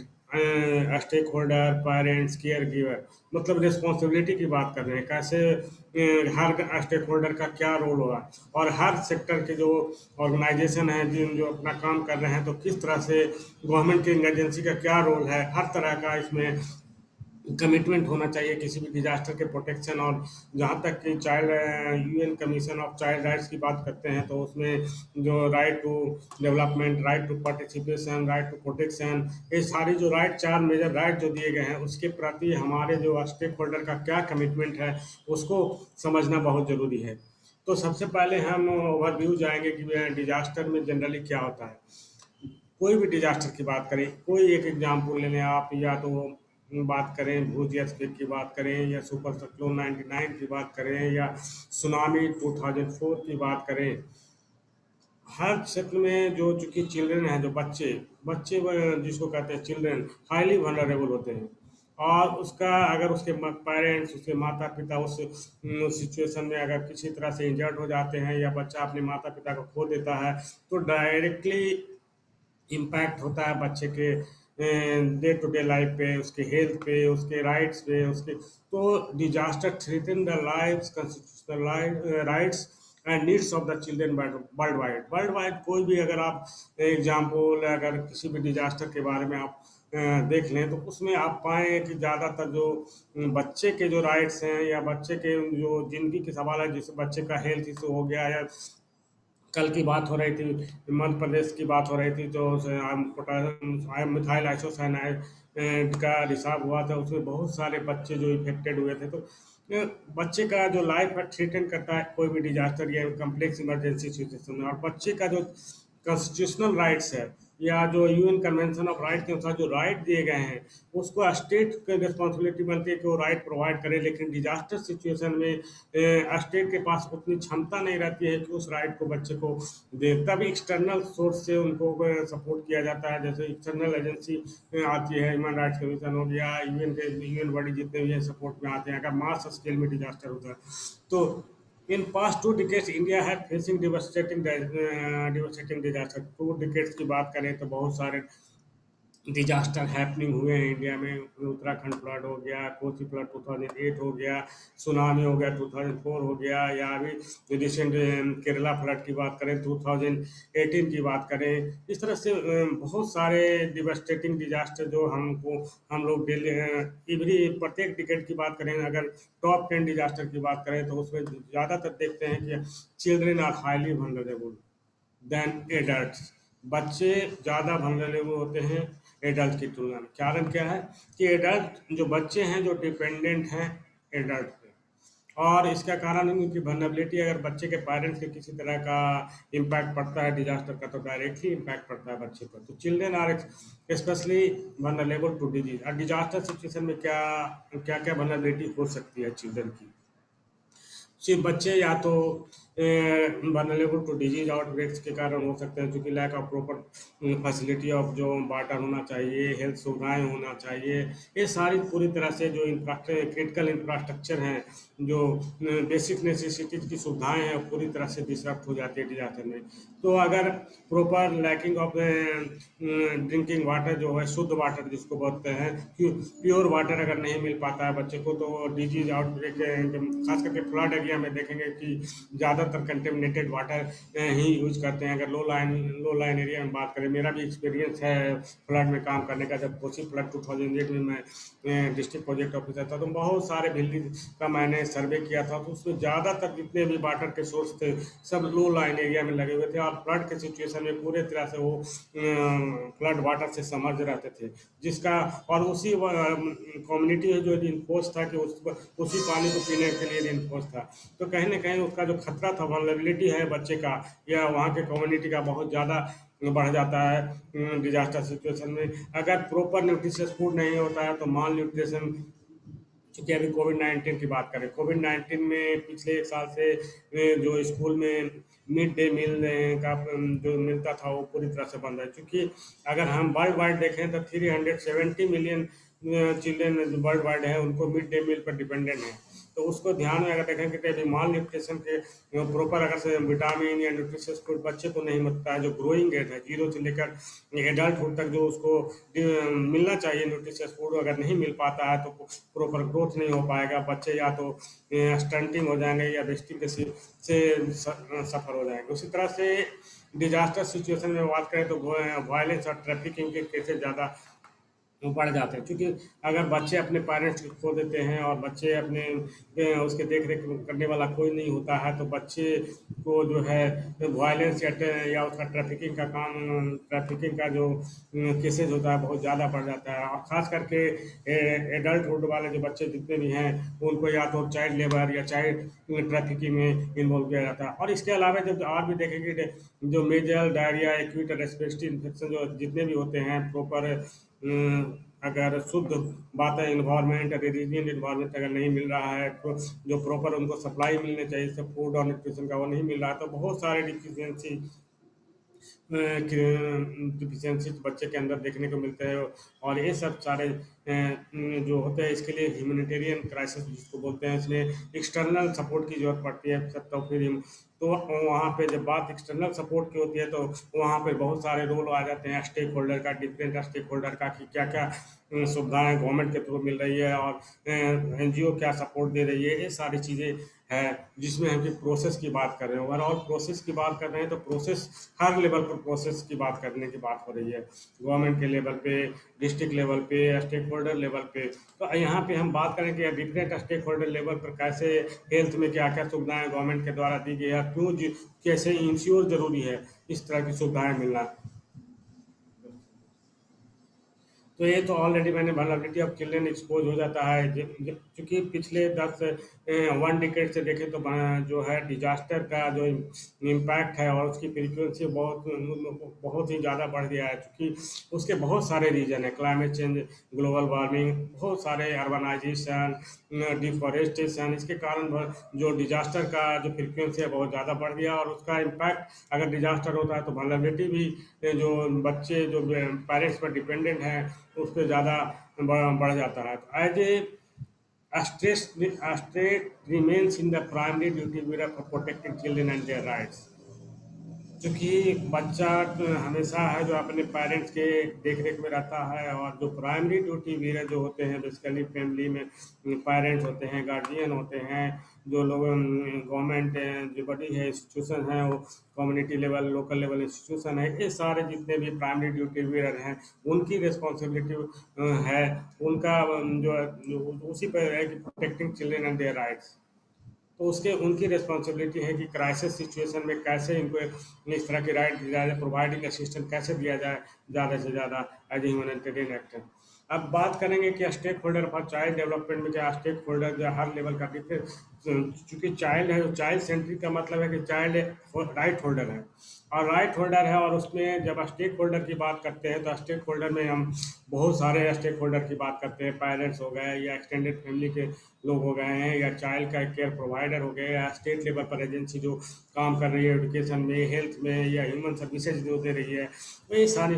उसके अलावा मेडिकल प्रोवाइडर हो गए, मेंटल जो साइको सोशल काउंसलिंग के लिए मेडिकल हेल्थ प्रोवाइडर होते हैं, सोशल सर्विस प्रोवाइड करने के लिए एनजीओ वगैरह काम करते हैं। स्कूल और डिस्ट्रिक्ट लेवल पर भी एजुकेशन के लिए सपोर्ट होता है। प्री स्कूलिंग में भी डिफरेंट स्टेक होल्डर का बहुत ज़्यादा रोल होता है। प्राइवेट एजुकेशन, ये सारे जितने भी स्टेक होल्डर हैं उनका जो है चाइल्ड डेवलपमेंट में बहुत ज़्यादा। और जनरली जब देखते हैं कि डिजास्टर सिचुएशन एसेंचुएट करता है, इंक्रीज करता है, डिजास्टर किसी तरह का हैपनिंग होता है, तो बच्चे का डेवलपमेंट जो है उससे रिलेटेड जितने भी इशू हैं पूरी तरह से डिस्टर्ब हो जाते हैं। और उस समय स्टेक बहुत इंपॉर्टेंट होता है कि कैसे बच्चे को प्रोटेक्शन दिया जाए, कैसे बच्चे के डेवलपमेंट के लिए काम किया जाए, कैसे बच्चे को ज़्यादा से ज़्यादा पार्टिसिपेशन दिया जाए, जिससे कि बच्चा हर तरह के जो बच्चे ट्रॉमा में हैं या मेंटल में हैं तो उससे निजात मिल सके। तो ये स्टेक होल्डर का रोल बहुत ही इम्पोर्टेंट होता है। अब हम डिफरेंट जैसे इंडिकेटर हैं हेल्थ वाइज या वाटर सैनिटेशन लेंगे और हर तरह। तो जब हेल्थ की बात करते हैं तो हम 2-3 तरह से, एक मैटरनल न्यूनेटल हेल्थ की बात करेंगे, चाइल्ड एडोलेसेंस की बात करेंगे। तो हर डिफरेंट एज के अंदर डिफरेंट लेवल पर डिफरेंट रिस्क और डिफरेंट वल्नरेबिलिटी है। अगर 0 से 26 मंथ के बच्चे को अगर देखें तो उसकी वल्नरेबिलिटी अलग हो सकती है, उसकी रिस्क अलग होती है। प्रेग्नेंट अगर माँ के गर्भ में अगर बच्चा है तो उस समय मदर और चिल्ड्रन को किस तरह की सुविधाएं मिलनी चाहिए, ये सारी चीज़ें हम तो हेल्थ की बात करें तो मैटरनल और नियोनेटल हेल्थ की बात करें तो उस समय डिजास्टर सिचुएशन में सारी सुविधाएं अगर डिस्टर्ब, तो आपको ensure as a caregiver या एज ए स्टेट रिस्पॉन्सिबिलिटी है कि प्रेग्नेंट वुमेन और एडोलेसेंट्स को जो एंटीनेटल की सुविधाएं जो मिलनी चाहिए, जो एंटीनेटल केयर की सुविधाएं इन line with coverage 4 ANC visit बहुत ज़रूरी है एंटीनेटल केयर के लिए, और वो भी स्किल्ड अटेंडेंट जो होते हैं उनके थ्रू होना चाहिए। और वो जो उस तरह में उसमें ज़्यादातर जो ANC test during the pregnancy के समय ही इस तरह का होता है। इसमें बहुत सारे ब्लड ग्रुप का टेस्ट किया जाता है, आयरन की गोली दी जाती है, प्रेग्नेंट के हेल्थ को चाहे safe health pregnancy, safe child birth और बहुत सारे चीज़, पोस्ट नेटल रिकवरी, बहुत सारी चीज़ें इसमें आ जाती है। तो प्रेग्नेंट वुमेन एंड एडोलेसेंट्स का receive schedule antenatal care in line with coverage of 4+ ANC visit जरूरी है। उसके अलावा pregnant women and adolescent girls receive skill attendant at birth including essential newborn care with desire quality. अगर उसको जो भी pregnant या वुमेन या एडोलेसेंस गर्ल है उसको एक स्किल अटेंडेंट बर्थ अटेंडेंस की जरूरत है, जो सेफली उसको पूरी तरह से न्यू बोर्न बच्चे के केयर के लिए या क्वालिटी उसकी अच्छी होनी चाहिए, डिजायर क्वालिटी जो होना चाहिए वो पूरी अच्छी तरह से होता है कि सेफली चाइल्ड बर्थ हो सके, या प्रेग्नेंट वुमेन की जो मिलना चाहिए proper health care, safe health care जो मिलना चाहिए पूरी तरह से हो सके। Mothers and newborn receive early routine postnatal care with 2 days following the birth के समय early routine postnatal care बहुत ही जल्द विदिन 2 days के अंदर मदर्स और जो न्यू बोर्न चाइल्ड है दोनों को इंश्योर करना पड़ेगा as a stakeholder. Generally ये डिजास्टर सिचुएशन में ये चीज़ें पूरी तरह से नहीं हो पाती है। आंगनबाड़ी अगर पूरी तरह से काम नहीं कर रहा है, पब्लिक हेल्थ सेंटर अगर पूरी तरह से नहीं काम कर रहा है, तो वो जो है सिक्योरिटी जो है, जो प्रोटेक्शन है मदर और चाइल्ड का पूरी तरह से डिजास्टर सिचुएशन में पूरी तरह से डिस्टर्ब, उसका डायरेक्टली इम्पैक्ट बच्चे के हेल्थ और मदर्स पे भी बहुत ज़्यादा असर पड़ता है। A small and sick newborn have access to inpatient level special newborn care within 2 hour के अंदर में जो है जो सिक बच्चा है या न्यू बॉर्न बेबी है उसको इमीडिएट जो रजिस्टर बच्चा है उसको मेडिकल केयर जरूरी है।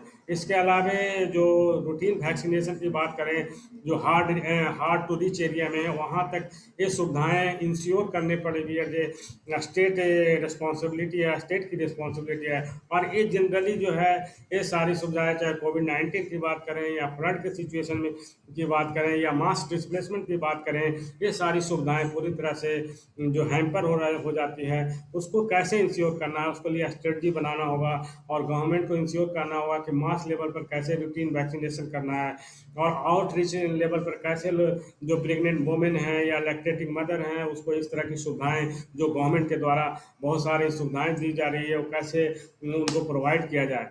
बहुत जनधन योजना है, बहुत सारे मातृत्व से रिलेटेड बहुत सी योजना है, प्रेग्नेंट के लिए अलग से स्पेशल के उनको फंड मिलता है गवर्नमेंट की तरफ से। तो ये सारी जो डेवलपमेंट जो इशूज हैं, डेवलपमेंट जो प्रोग्राम है उसको कैसे इंश्योर करना है वो as a caregiver community का या स्टेट की रिस्पॉन्सिबिलिटी है कि उसको उस समय जो एफेक्टेड जो विक्टिम है या जो एफेक्टेड एरिया है उसमें कैसे इंश्योर करें। तो women and children reaches during the vaccination campaign conducted to reduce risk of epidemic prawn outbreak। अगर ये कोई epidemic prawn outbreak होता है या तो वैक्सीनेशन बहुत ही ज़रूरी है। इस तरह के रिड्यूस किसी भी तरह के एपिडेमिक के आउटब्रेक को रोकने के लिए वैक्सीनेशन जरूरी है। और जो वल्नरेबिलिटी जब बात करते हैं तो वुमेन और चिल्ड्रन की बात करते हैं तो प्रेग्नेंट वुमेन और या चिल्ड्रन जो है उनके माँ के गर्भ में जो बच्चा पल रहा है उस पर ज़्यादा अगर बच्चे के माँ पर इस तरह का कुछ तरह का आउटब्रेक का या किसी भी एपिडेमिक का प्रभाव पड़ता है तो डायरेक्टली इम्पैक्ट पड़ता है बच्चे पे। तो एज ए स्टेट रिस्पॉन्सिबिलिटी बनती है कि आउटरीच एरिया तक कैसे इंश्योर करें रूटीन वैक्सीनेशन कैंपेन को जिससे कि एपिडेमिक प्राउन आउटब्रेक को रोका जाए। तो ये सारी चीज़ें हैं जो इंश्योर करना। उसके बाद जब सेकेंड बात करते हैं जो चाइल्ड एंड एडोलेसेंस हेल्थ की बात करते हैं तो children and adolescence have safe and uninterrupted access to health services. Uninterrupted की बात हो रही है। डिजास्टर सिचुएशन में जितने भी होते हैं ये पूरी तरह से इंटरप्ट हो जाते हैं, जितने भी या पब्लिक हेल्थ सेंटर हो या आंगनबाड़ी हो। तो आप इंश्योरेंस यहाँ जब प्रोसेस की बात करना है तो ये सारी चीज़ें इंश्योर करना है। ये इंश्योर किसकी रिस्पॉन्सिबिलिटी बनती है? गवर्नमेंट की बनती है। स्टेट लेवल पर इंस्टीट्यूशन जो काम कर रहे हैं मेडिकल सर्विस प्रोवाइडर हैं उनकी रिस्पॉन्सिबिलिटी बनती है कि जो हेल्थ सर्विसेज हैं वो हर लेवल पे फंक्शनल होना चाहिए और जो हेल्थ फैसिलिटी है स्कूल कम्युनिटी या डिफरेंट हाउस लेवल पर कैसे इंश्योर करें फॉर गुड हेल्थ के लिए या तो चाइल्ड और एडोलेसेंस के गुड हेल्थ के लिए। तो child and adolescence quality of age gender appropriate prevention and diagnosis treatment common cause of illness and death, ये सारी चीज़ें जो है चिल्ड्रन को जो एज और उसके जेंडर एप्रोप्रिएट जो प्रिवेंशन या जो डायग्नोसिस या जो ट्रीटमेंट मिलने चाहिए उसका क्या कारण है, उसका इलने क्या उसका डेथ, ये सारी इंश्योरिटी क्या होती है मेडिकल सर्विसेज पर। जो राइट टू गुड हेल्थ की बात करते हैं क्वालिटी ऑफ गुड हेल्थ की बात करते हैं तो ये इंश्योर करना किसकी रिस्पॉन्सिबिलिटी है? गवर्नमेंट की रिस्पॉन्सिबिलिटी है। स्टेक जो जितने भी स्टेक होल्डर हैं जो हेल्थ सेक्टर में काम कर रहे हैं कैसे इंश्योर करेंगे आउटरीच एरिया में जहाँ पर के लोग नहीं पहुँच पा रहे हैं वहाँ भी वैक्सीनेशन कैसे देंगे, किस तरह से डायग्नोसिस करेंगे। तो ये सारी चीज़ें इंश्योर करना होगा। Children and adolescents and care give access to psychosocial support. Generally क्या होता है कि डिजास्टर सिचुएशन में मेंटल ट्रॉमा के केसेस बहुत ज़्यादा बढ़ जाते हैं। बच्चे या मदर्स ट्रॉमेटिक हो जाते हैं अगर कोई भी मास हैपनिंग होता है या कोई भी कम्प्लेक्स इमरजेंसी होता है तो उस समय साइको सोशल केयर की ज़रूरत होती है। तो as a community as a caregiver ये अवेयर होना है कि किस तरह की सर्विसेज कहाँ प्रोवाइड है, कहाँ से मिलेगी, किस तरह से एक्सेस करेंगे। और इस हेल्थ से रिलेटेड जो पब्लिक हेल्थ से रिलेटेड जो भी इंफॉर्मेशन है चाहे वो सेक्सुअल रिप्रोडक्टिव या मेंटल हेल्थ रिलेटेड अवेयरनेस है या कोई भी इंफॉर्मेशन है किस तरह से एक्सेस हो, ये सारी जानकारियाँ एज ए केयर गिवर और कम्युनिटी या एज ए गवर्नमेंट जो है इसको प्रोवाइड करना हमारी रिस्पॉन्सिबिलिटी है एज ए केयर गिवर। अब नेक्स्ट बात करें तो दूसरा जो हेल्थ की बात कर रहे हैं तो एडोलेसेंस की बात कर रहे हैं, न्यूनेटल और मदर की बात कर रहे हैं, और कुछ जो HIV एड्स से रिलेटेड जो इन्फेक्टेड है, अगर कोई वोमेन या कोई चिल्ड्रेन या कोई पर्सन है तो किस तरह, तो ये भी एक बहुत बड़ा इशूज है। और डिजास्टर मैनेजमेंट के डिजास्टर सिचुएशन में इस तरह के अगर केस अगर होते हैं तो उसका प्रॉपर ट्रीटमेंट नहीं हो पाता है। और हमारे यहाँ एक स्पेशलाइज वजह नाको, जिस नेशनल लेवल पर एड्स कंट्रोल जो ऑर्गेनाइजेशन है, उसमें उसके बहुत सारे स्कीम है जिसमें है कि फ्री ट्रीटमेंट दिया जाता है। तो HIV prevention services are available. Ministry of health and women child development का जो है उसके अंदर नाको जो बोलते हैं, नाको NAC नेशनल एड्स कंट्रोल जो है ऑर्गेनाइजेशन है, उसके अंदर बहुत सारे ट्रीटमेंट के फैसिलिटी है। पोस्ट रेप केयर के बारे में या HIV पोस्ट एक्सपोजर प्रोफाइलैक्सिस की बात करते हैं तो पोस्ट एक्सपोजर प्रोफाइल प्री और पोस्ट दो तरह के एक्सपोजर प्रोफाइलैक्सिस की बात करके विदिन 20 से अगर कोई इस तरह का पेशेंस है तो सेक्सुअली ट्रांसमिशन को रोकने के लिए मतलब इमीडिएट 72 घंटे में आपको इस तरह उसको ट्रीटमेंट करना होगा। तो ये सारी चीज़ें प्रोफाइलैक्सिस की बात कर रहे हैं तो और ये जो टेस्ट होता है उसको टेस्ट को कॉन्फिडेंशियल रखना या जो है बहुत ज़रूरी है और लोगों के बीच में। तो इस तरह के HIV and AIDS are care treatment services including antiviral treatment are available and access, ये चीज़ें अवेलेबल हैं और गवर्नमेंट के द्वारा फ्री प्रोवाइड किया जाता है। तो इसको ध्यान में रखें। और ये चीज़ें अगर इस तरह के अगर कोई पेशेंट है या कोई इस तरह के है तो उसको अगर इस तरह का ट्रीटमेंट हो रहा है तो इसको कॉन्फिडेंशियल रखना बहुत ज़रूरी है। Services for prevention of mother to child transmission of HIV are available and use by pregnant and lactating mother. अगर प्रेग्नेंट एंड लैक्टेटिंग मदर इस तरह का कोई HIV एड्स से संक्रमित है तो अगर उसका जो ट्रांसमिशन जो बच्चे का में अगर क्या है उसको रोकने के लिए बहुत ज़रूरी है इस तरह का प्रिवेंशन। और ये जो ट्रीटमेंट है जो HIV से रिलेटेड जो ट्रीटमेंट है वो कंटिन्यूअस ट्रीटमेंट होना चाहिए और इसको कंटिन्यूअम में होना चाहिए, कंटिन्यूअम में होना चाहिए। उसके बाद नेक्स्ट बात करते हैं nutrition and prevention on under nutrition micro nutrients deficiency. Nutrition की बात करते हैं तो चाइल्ड न्यूट्रिशन की बात यहाँ चाइल्ड के बारे में हो रही तो चाइल्ड न्यूट्रिशन की बात करेंगे।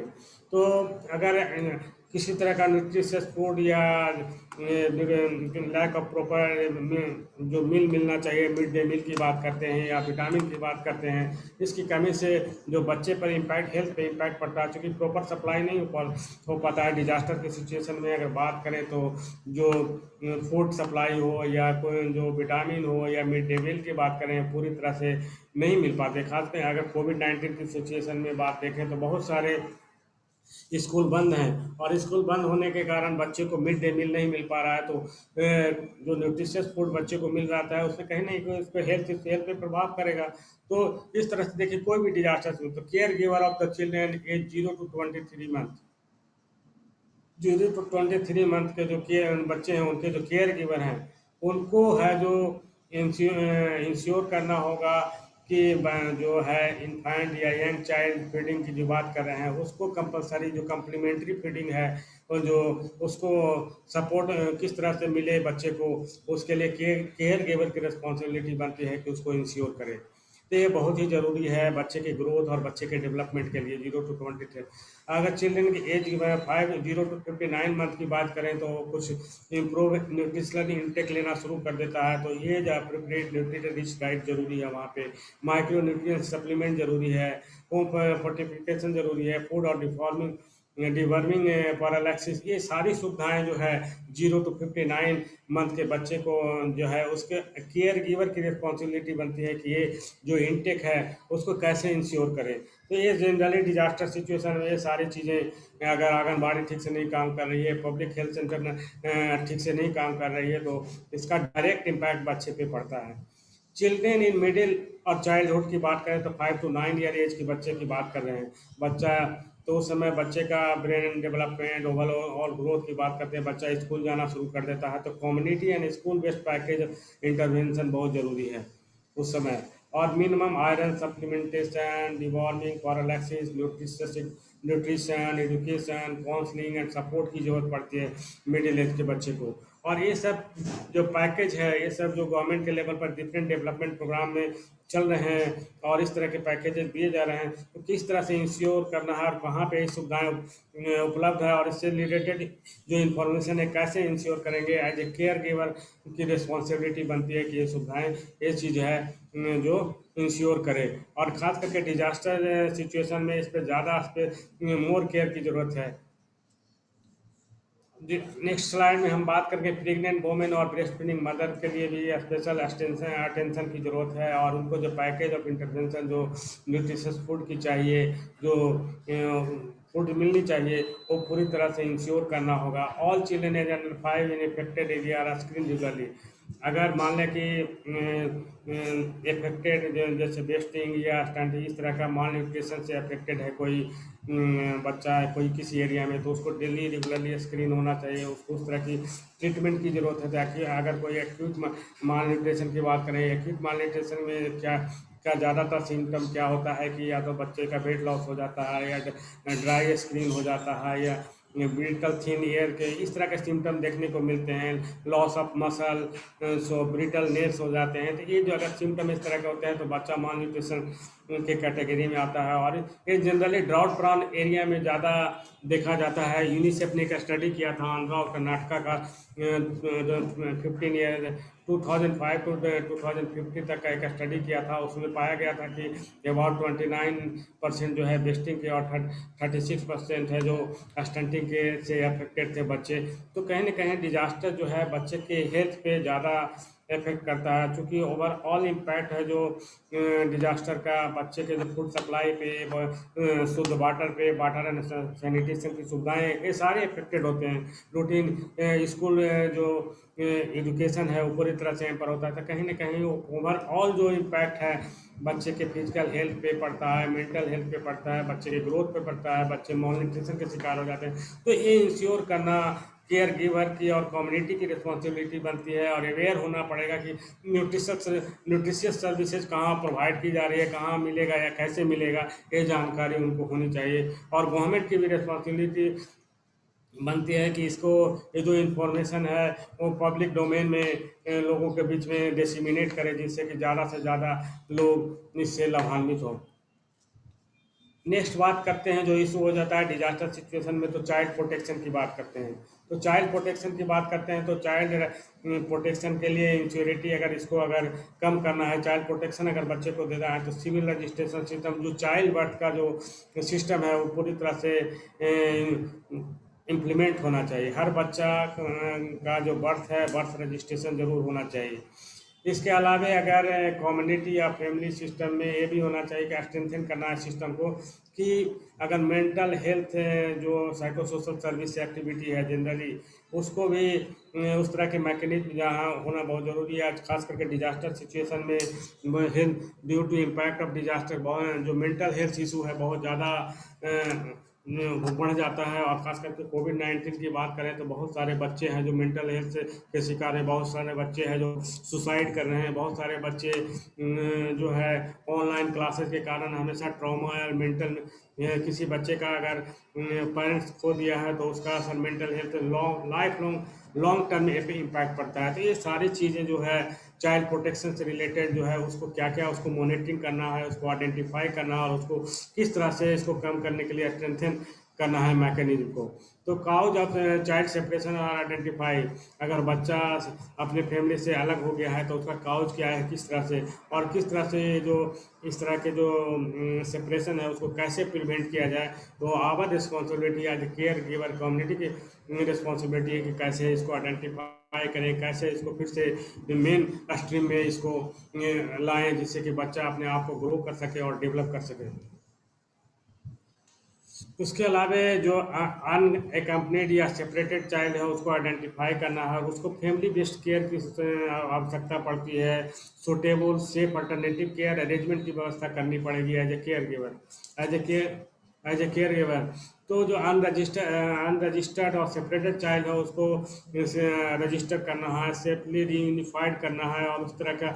और ये प्राइमरी केयर गिवर और प्राइमरी केयर गिवर और अदर फैमिली मेम्बर हैं, उनको उनकी भी रिस्पॉन्सिबिलिटी बनती है, कम्युनिटी की बनती है और स्टेट गवर्नमेंट की भी रिस्पॉन्सिबिलिटी। सपोज दैट अगर कोविड-19 की बात करें तो बहुत सारे बच्चे जो हैं, बहुत सारे ऐसे एग्जाम्पल आए हैं मीडिया में कि जिनके माता पिता और ग्रैंड मदर सभी कोविड-19 से इफेक्टेड हुए थे। एक इंदौर का केस था, उसमें 5 ईयर ओल्ड बच्चे के सारे माता पिता सब हॉस्पिटलाइज थे और बच्चा 2-3 दिन से भोजन नहीं मिला था।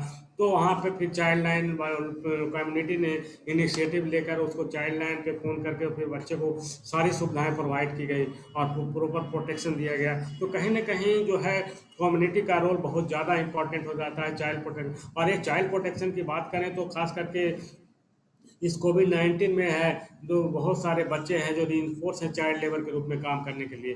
और उसका कारण क्या है कि उनके पेरेंट्स का लाइवलीहुड का सोर्स पूरी तरह से बच्चे हैं जो रीइंफोर्स हैं कि अपनी फैमिली को मदद करें कि 2 टाइम का भोजन मिल सके। तो कहीं ना कहीं चाइल्ड प्रोटेक्शन की बात होती है तो बहुत सारे इशूज निकल के आते हैं।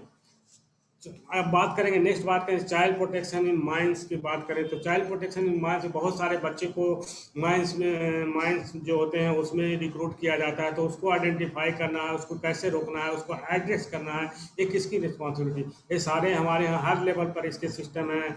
उसके चाइल्ड प्रोटेक्शन ऑफिसर हैं, यूनिसेफ के लोग काम कर रहे हैं, बहुत सारी संस्थाएं काम कर रही है। तो सबसे पहले हमारी रिस्पॉन्सिबिलिटी है कि पहले आइडेंटिफाई करें कि बच्चा कहाँ पे माइंस में काम कर रहा है या किसी आर्म फोर्स में या एक्सप्लोसिव रिलेटेड वेपन्स बनाने में या कि इस तरह से इन्वॉल्व है। तो उसको आइडेंटिफाई करना है और उसको सेफ कम्युनिटी बेस्ड री इंटीग्रेशन सर्विसेज की आवश्यकता है।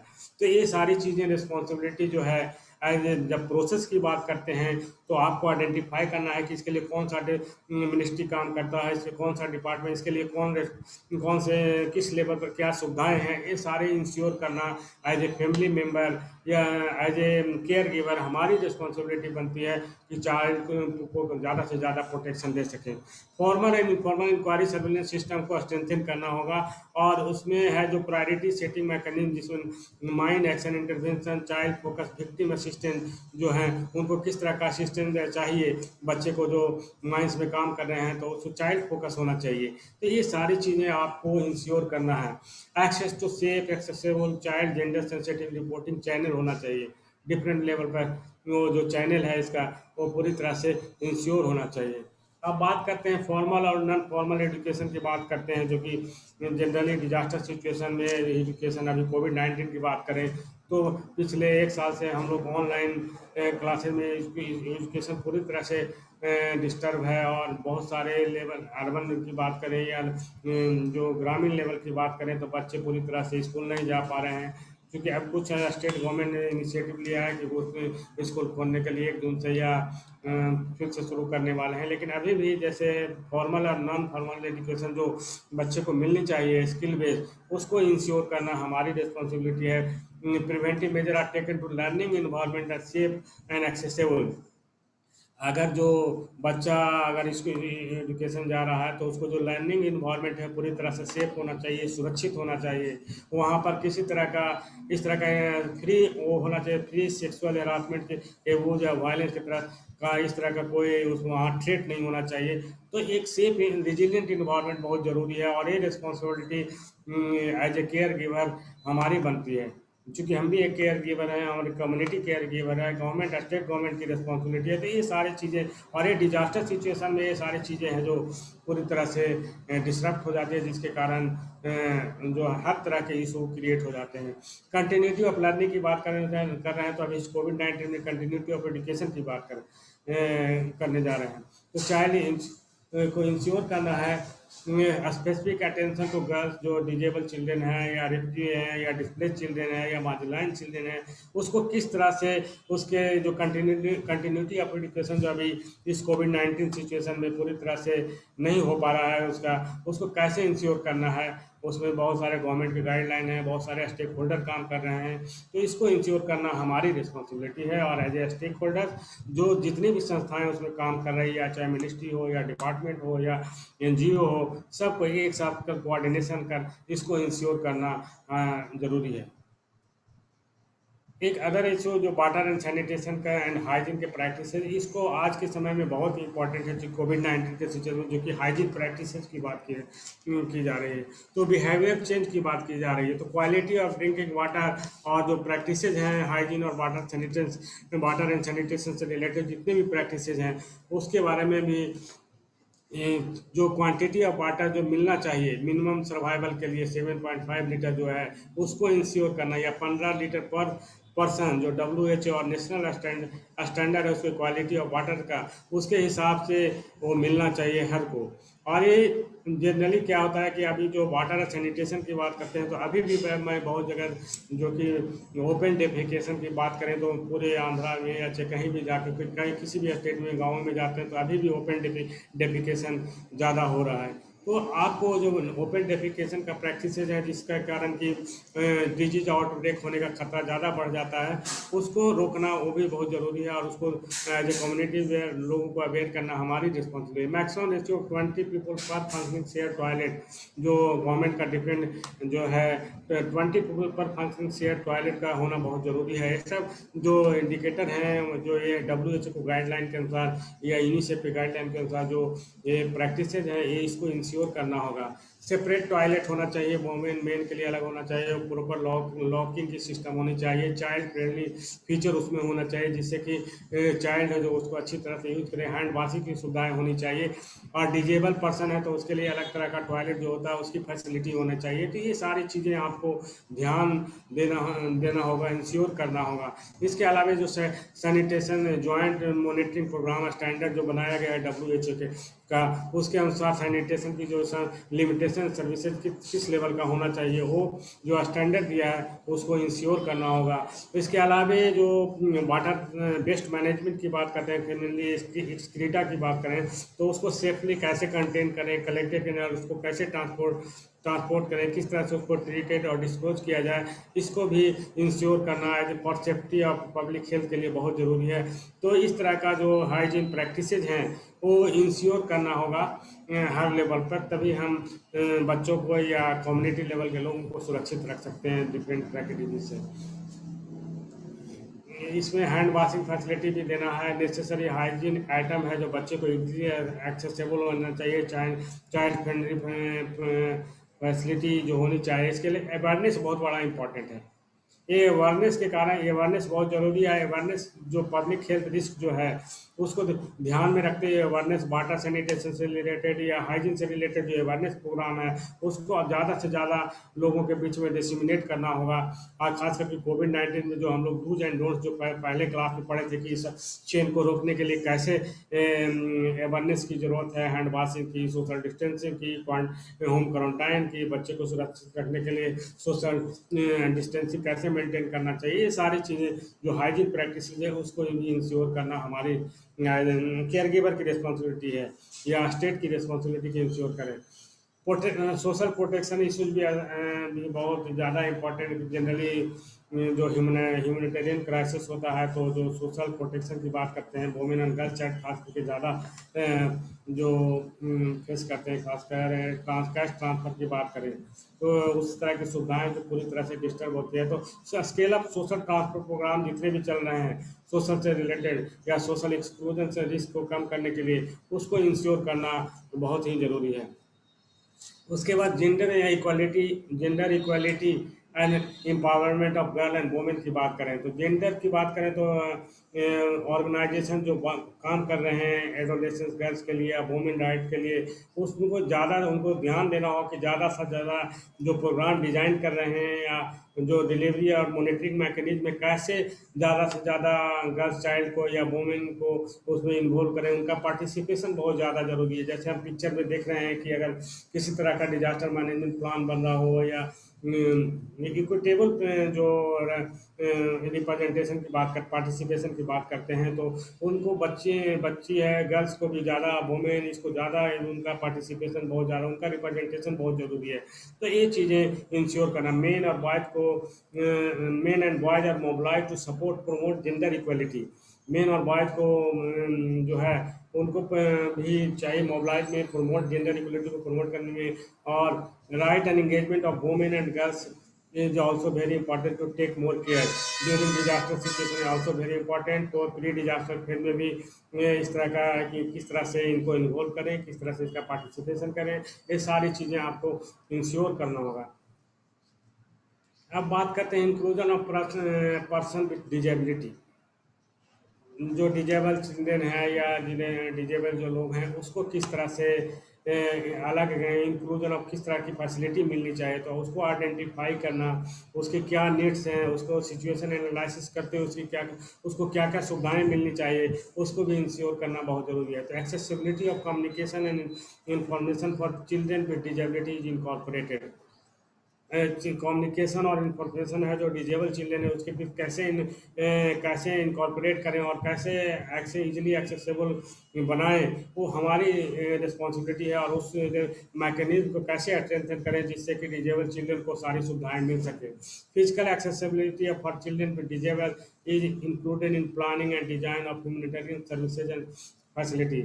अगर ह्यूमैनिटेरियन रिस्पांस की बात करते हैं या सर्विसेज की बात करते हैं या डेवलपमेंट प्रोग्राम की बात करते हैं, तो ये इंश्योर करना होगा कि पिक्चर जो डिजेबल और चिल्ड्रेन से रिलेटेड जो इशू हैं उसके अनुसार क्या प्लानिंग होना चाहिए, किस तरह के डिजाइन, चाहे वो वाटर सैनिटेशन के मामले में हो तो कि उनके लिए कैसा जो टॉयलेट बना रहे हैं तो वो डिजेबल फ्रेंडली चिल्ड्रेन, जो डिजेबल चिल्ड्रेन उसके यूजर फ्रेंडली होनी चाहिए। तो ये सारी चीज़ें आपको इंश्योर करना होगा। Community based mechanism platform exist for systematic engagement of children with disable। जो चिल्ड्रेन डिजेबल हैं उसके लिए कम्युनिटी में जो बेस्ट मैकेनिज्म या प्लेटफॉर्म है किस तरह से उनका सिस्टमेटिक इंगेजमेंट होना चाहिए, उसको भी इंश्योर करना बहुत ही टेक केयर करना बहुत ज़रूरी है।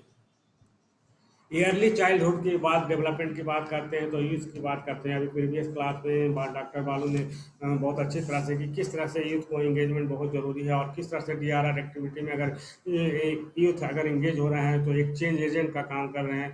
तो इसके लिए भी आपको प्रोसेस की बात कर रहे हैं तो इंश्योर करना पड़ेगा यंग चिल्ड्रेन के लिए टारगेटेड इंटरवेंशन क्या होना चाहिए यंग चिल्ड्रेन का, चाहे वो हेल्थ से रिलेटेड, न्यूट्रिशन से रिलेटेड या बास या चाइल्ड प्रोटेक्शन एजुकेशन या ईयरली लर्निंग से रिलेटेड कोई भी प्रोग्राम अगर गवर्नमेंट के द्वारा चल रहे हैं या कोई नए प्रोग्राम इनिशिएट कर रहे हैं या चाइल्ड फ्रेंडली कोई प्रोजेक्ट चल रहा है तो किस तरह से इंटरवेंशन होना चाहिए। इंटरवेंशन की बात जो डॉक्टर बालू ने पिछले स्लाइड में दिखाया हो कि किस तरह से लैडर है, जो जनरली क्या होता है कि बच्चे को इन्वॉल्व किया जाता है लेकिन बच्चे को पार्टिसिपेट नहीं, उसकी बातें नहीं सुनी जाती है। तो यहाँ देखना है कि अर्ली चाइल्डहुड को कैसे ज़्यादा से ज़्यादा डिसीजन मेकिंग प्रोसेस है, प्लानिंग प्रोसेस है, उसमें इन्वॉल्व करें। Support to practice nurturing care is available. Nurturing care के लिए क्या क्या सपोर्ट चाहिए, उसकी प्रैक्टिस क्या क्या चाहिए, जेंडर सेंसिटिव या पेरेंट केयर, स्पेसिफिक अटेंशन उसमें देना है एडोलेसेंस और यंग पेरेंट्स को, जिससे कि वो जो सारी सुविधाएं हैं डिजास्टर के समय में जो मिलनी चाहिए उनको पूरी तरह से उनके मिल सके और उनका प्रॉपर डेवलपमेंट हो सके। ट्रेनिंग इन जो होता है अर्ली चाइल्डहुड डेवलपमेंट में जो ट्रेनिंग होना चाहिए नर्सरिंग केयर के लिए या conducted with health, nutrition, bath, child protection या एजुकेशन फ्रंटलाइन वर्कर के द्वारा जो ट्रेनिंग दिए जाते हैं, पार्टनर जो काम कर रहे हैं उनको ट्रेनिंग भी होना बहुत ज़रूरी है इस तरह की सुविधाएं नर्सरिंग देने के लिए। तो ये सारी चीज़ें हम बात कर रहे हैं। अब बात कर रहे हैं एडोलेसेंट डेवलपमेंट एंड पार्टिसिपेशन की बात कर रहे हैं। तो एज और जेंडर रिस्पॉन्सिबिलिटी सर्विसेज और जो प्रोग्राम है उसमें गर्ल्स चाइल्ड और को किस तरह से ज़्यादा एडोलेसेंस को और गर्ल्स चाइल्ड को किस तरह से ज़्यादा पार्टिसिपेट, जैसे मॉक ड्रिल एक्सरसाइज हो गया या आर्ट कंपटीशन हो गया, DRR activity, climate change activity है, तो उसमें किस तरह से बच्चे और जो बच्चियाँ हैं उसको किस तरह से इन्वॉल्व करें जिससे कि वो आने वाले रिस्क से अवेयर हैं और उनका प्रॉपर डेवलपमेंट हो सके, पूरा उसको जो कैपेसिटी बिल्डिंग हो सके, उसका स्किल डेवलपमेंट हो सके। तो ये सारी चीज़ें आपको ज़्यादा पार्टिसिपेशन पर ध्यान देते हुए इनकरेज करना है और उस तरह के मैकेनिज्म को, उस तरह के फैसिलिटी जो मैकेनिज्म है उसको, सिस्टम है उसको स्ट्रेंथन करते हुए इनको इन्वॉल्व करना बहुत ज़रूरी है। पब्लिक हेल्थ इमरजेंसी के से रिलेटेड की बात जितने भी हैं तो इसमें जो इंटर एजेंसी जो वर्क काम कर रहे हैं या इंटर सेक्टोरल कोऑर्डिनेशन की बहुत मैकेनिज्म है इसकी बहुत ज़रूरी है। और उसमें ये भी होना चाहिए कि किसकी क्या रिस्पॉन्सिबिलिटी, रोल और रिस्पॉन्सिबिलिटी जो इस सेक्टर में काम कर रहे हैं उनका फिक्स होना चाहिए विथ गैप और नॉट डुप्लीकेशन। गैप क्या है, ये सब आइडेंटिफाई करने के लिए इंटर एजेंसी कोऑर्डिनेशन की बात करते हैं। तो कोऑर्डिनेशन, ओवरऑल कोऑर्डिनेशन की बात करते हैं। तो इसको ये आपस में जो एरिया में काम कर रहे हैं उनकी क्या रिस्पॉन्सिबिलिटी है, क्या रोल है, उसके अक्रॉस सेक्टर उनके कौन कौन से एजेंसी काम कर रहे हैं और इसमें के क्या क्या गैप्स और चैलेंजेस हैं, उसको भी ध्यान में रखना होगा। सर्च डिप्लॉयमेंट या इमरजेंसी प्रोसीजर क्या होने चाहिए, अगर तो पब्लिक हेल्थ इशू की बात करते हैं, इमरजेंसी की बात करते हैं, तो ये सब सारी चीज़ें हर एरिया में क्या क्या किस तरह के रिस्क हैं और बच्चे की वल्नरेबिलिटी क्या है, वोमेन का क्या है, फिर इसके प्रिवेंटिव ट्रीटमेंट क्या हो सकते हैं, इसका प्रिवेंटिव प्रोटोकॉल क्या हो सकता है, पेशेंट सेंटर ट्रीटमेंट प्रोग्राम का कैसे डिजाइन करेंगे और उसमें किस तरह से तो ये कैसे इम्पावर्ड करेंगे, कैसे स्ट्रेंथन करेंगे, ये सारी चीज़ें आपको फोकस करनी पड़ेगी। और इसको इंश्योर करने के लिए सभी को आपस में मिलकर कोऑर्डिनेशन बनाकर ही काम करना होगा। Reducing transmission and public health emergency related morbidity are accessible to individual and their family ensure करना पड़ेगा। जैसे जो कोविड-19 के बाद तो जो टिप्स जो प्रिवेंट कोरोना वायरस के ट्रांसमिशन की बात करके हैंड वॉशिंग या मास्किंग या जो क्वारंटाइन फैसिलिटी है या अवेयरनेस प्रोग्राम है, तो पब्लिक हेल्थ रिलेटेड जितने भी इंफॉर्मेशन है उसको किस तरह से लोगों के बीच में फैलाएं और इसके ट्रांसमिशन को कम करने के लिए फैमिली लेवल पर, इंडिविजुअल लेवल पर इजीली एक्सेसिबल होना चाहिए सभी के लिए। ये इंश्योर करना हमारी रिस्पॉन्सिबिलिटी है। Children directly affected by PSC receive integrated package of medical, nutrition, psychosocial care, ये भी बहुत ज़रूरी है। Continue and safe access to education is also maintain होना चाहिए। अब बात करते हैं रेफ्यूजी और माइग्रेंट और इंटरनली डिस्प्लेस पर्सन। जो इस कोविड-19 में भी बहुत सारे लोग इस तरह के इशूज देखने को मिले हैं और ख़ास करके माइग्रेंट लेबर की बात हो रही है, तो माइग्रेंट लेबर के बच्चे पे ज़्यादा इफेक्टेड हुए हैं इस कोविड-19 सिचुएशन में। या तो बच्चे रिइंफोर्स हैं चाइल्ड ट्रैफिकिंग में, या चाइल्ड लेबर के रूप में काम करने में, या चाइल्ड जेंडर बेस्ड वायलेंस भी बहुत ज़्यादा बढ़ा है। तो ये सारी चीज़ें अगर हम देखते हैं तो इंटर एजेंसी और इंटर सेक्टोरल कोऑर्डिनेशन बहुत ज़रूरी है यहाँ भी। और इसमें clear cut role and responsibility fix करना है और कैसे इंश्योर करना है कि जो डिस्प्लेस या माइग्रेंट जो पर्सन है उसको बेटर सुविधाएं दी जाए। जो बेसिक नेसेसिटी है, health, water, safe drinking water, protection, ये जो सुविधाएं कैसे इंश्योर करना है, ये हमारी रिस्पॉन्सिबिलिटी या केयर गिवर की responsibility. Best interest procedure are in place appropriately and resource and monitors। जो मॉनिटरिंग मैकेनिज्म है या रिसोर्स अवेलेबल है उसको कैसे लोगों को के बीच में रखें, क्या क्या इसके प्रोसीजर है, ये सारी जानकारियाँ उन लोगों के बीच में डिसमिनेट करना है और उसको इस तरह की सुविधाएं देनी पड़ेगी। Personnel in direct contact with children are appropriately trained and skilled. जो पर्सनल डायरेक्ट कांटेक्ट में है बच्चे का, इस तरह के बच्चे का जो माइग्रेंट के बच्चे हैं, और तो उसको अप्रोप्रिएटली ट्रेंड और स्किल जो करने के लिए क्या करना है, डायरेक्ट कांटेक्ट में जाकर किस तरह से बेटर स्किल उनको डेवलप करना, जो कि इससे वंचित हैं। इस कोविड-19 सिचुएशन में अगर स्कूल की बात करें तो उनको प्रॉपर स्कूलिंग नहीं हो पा रही है, प्रॉपर हेल्थ जो मिड डे मील मिल रहा है, न्यूट्रिशियस फूड नहीं मिल पा रहा है माइग्रेंट लेबर के खास करके बात करें। चाइल्ड प्रोटेक्शन इशूज भी बहुत ज़्यादा बढ़ गया है। जेंडर वायलेंस, चूँकि अगर पेरेंट्स का जो लाइवलीहुड का जो सोर्स था अगर वो पूरी तरह से नहीं हो पा रहा है तो बच्चे को अपने फैमिली को सपोर्ट करने के लिए चाइल्ड लेबर के रूप में काम करना पड़ा है। तो यहाँ पर best interest of the child को ध्यान में रखते हुए डिटरमाइन करना है, आइडेंटिफाई करना है और उसको किस तरह की सुविधाएँ मिलनी चाहिए वो आपको देना है इस सिचुएशन में। Thank you. इसी के साथ मैं आज का प्रेजेंटेशन है मेरा यही समाप्त करता हूँ। Thank you Monika.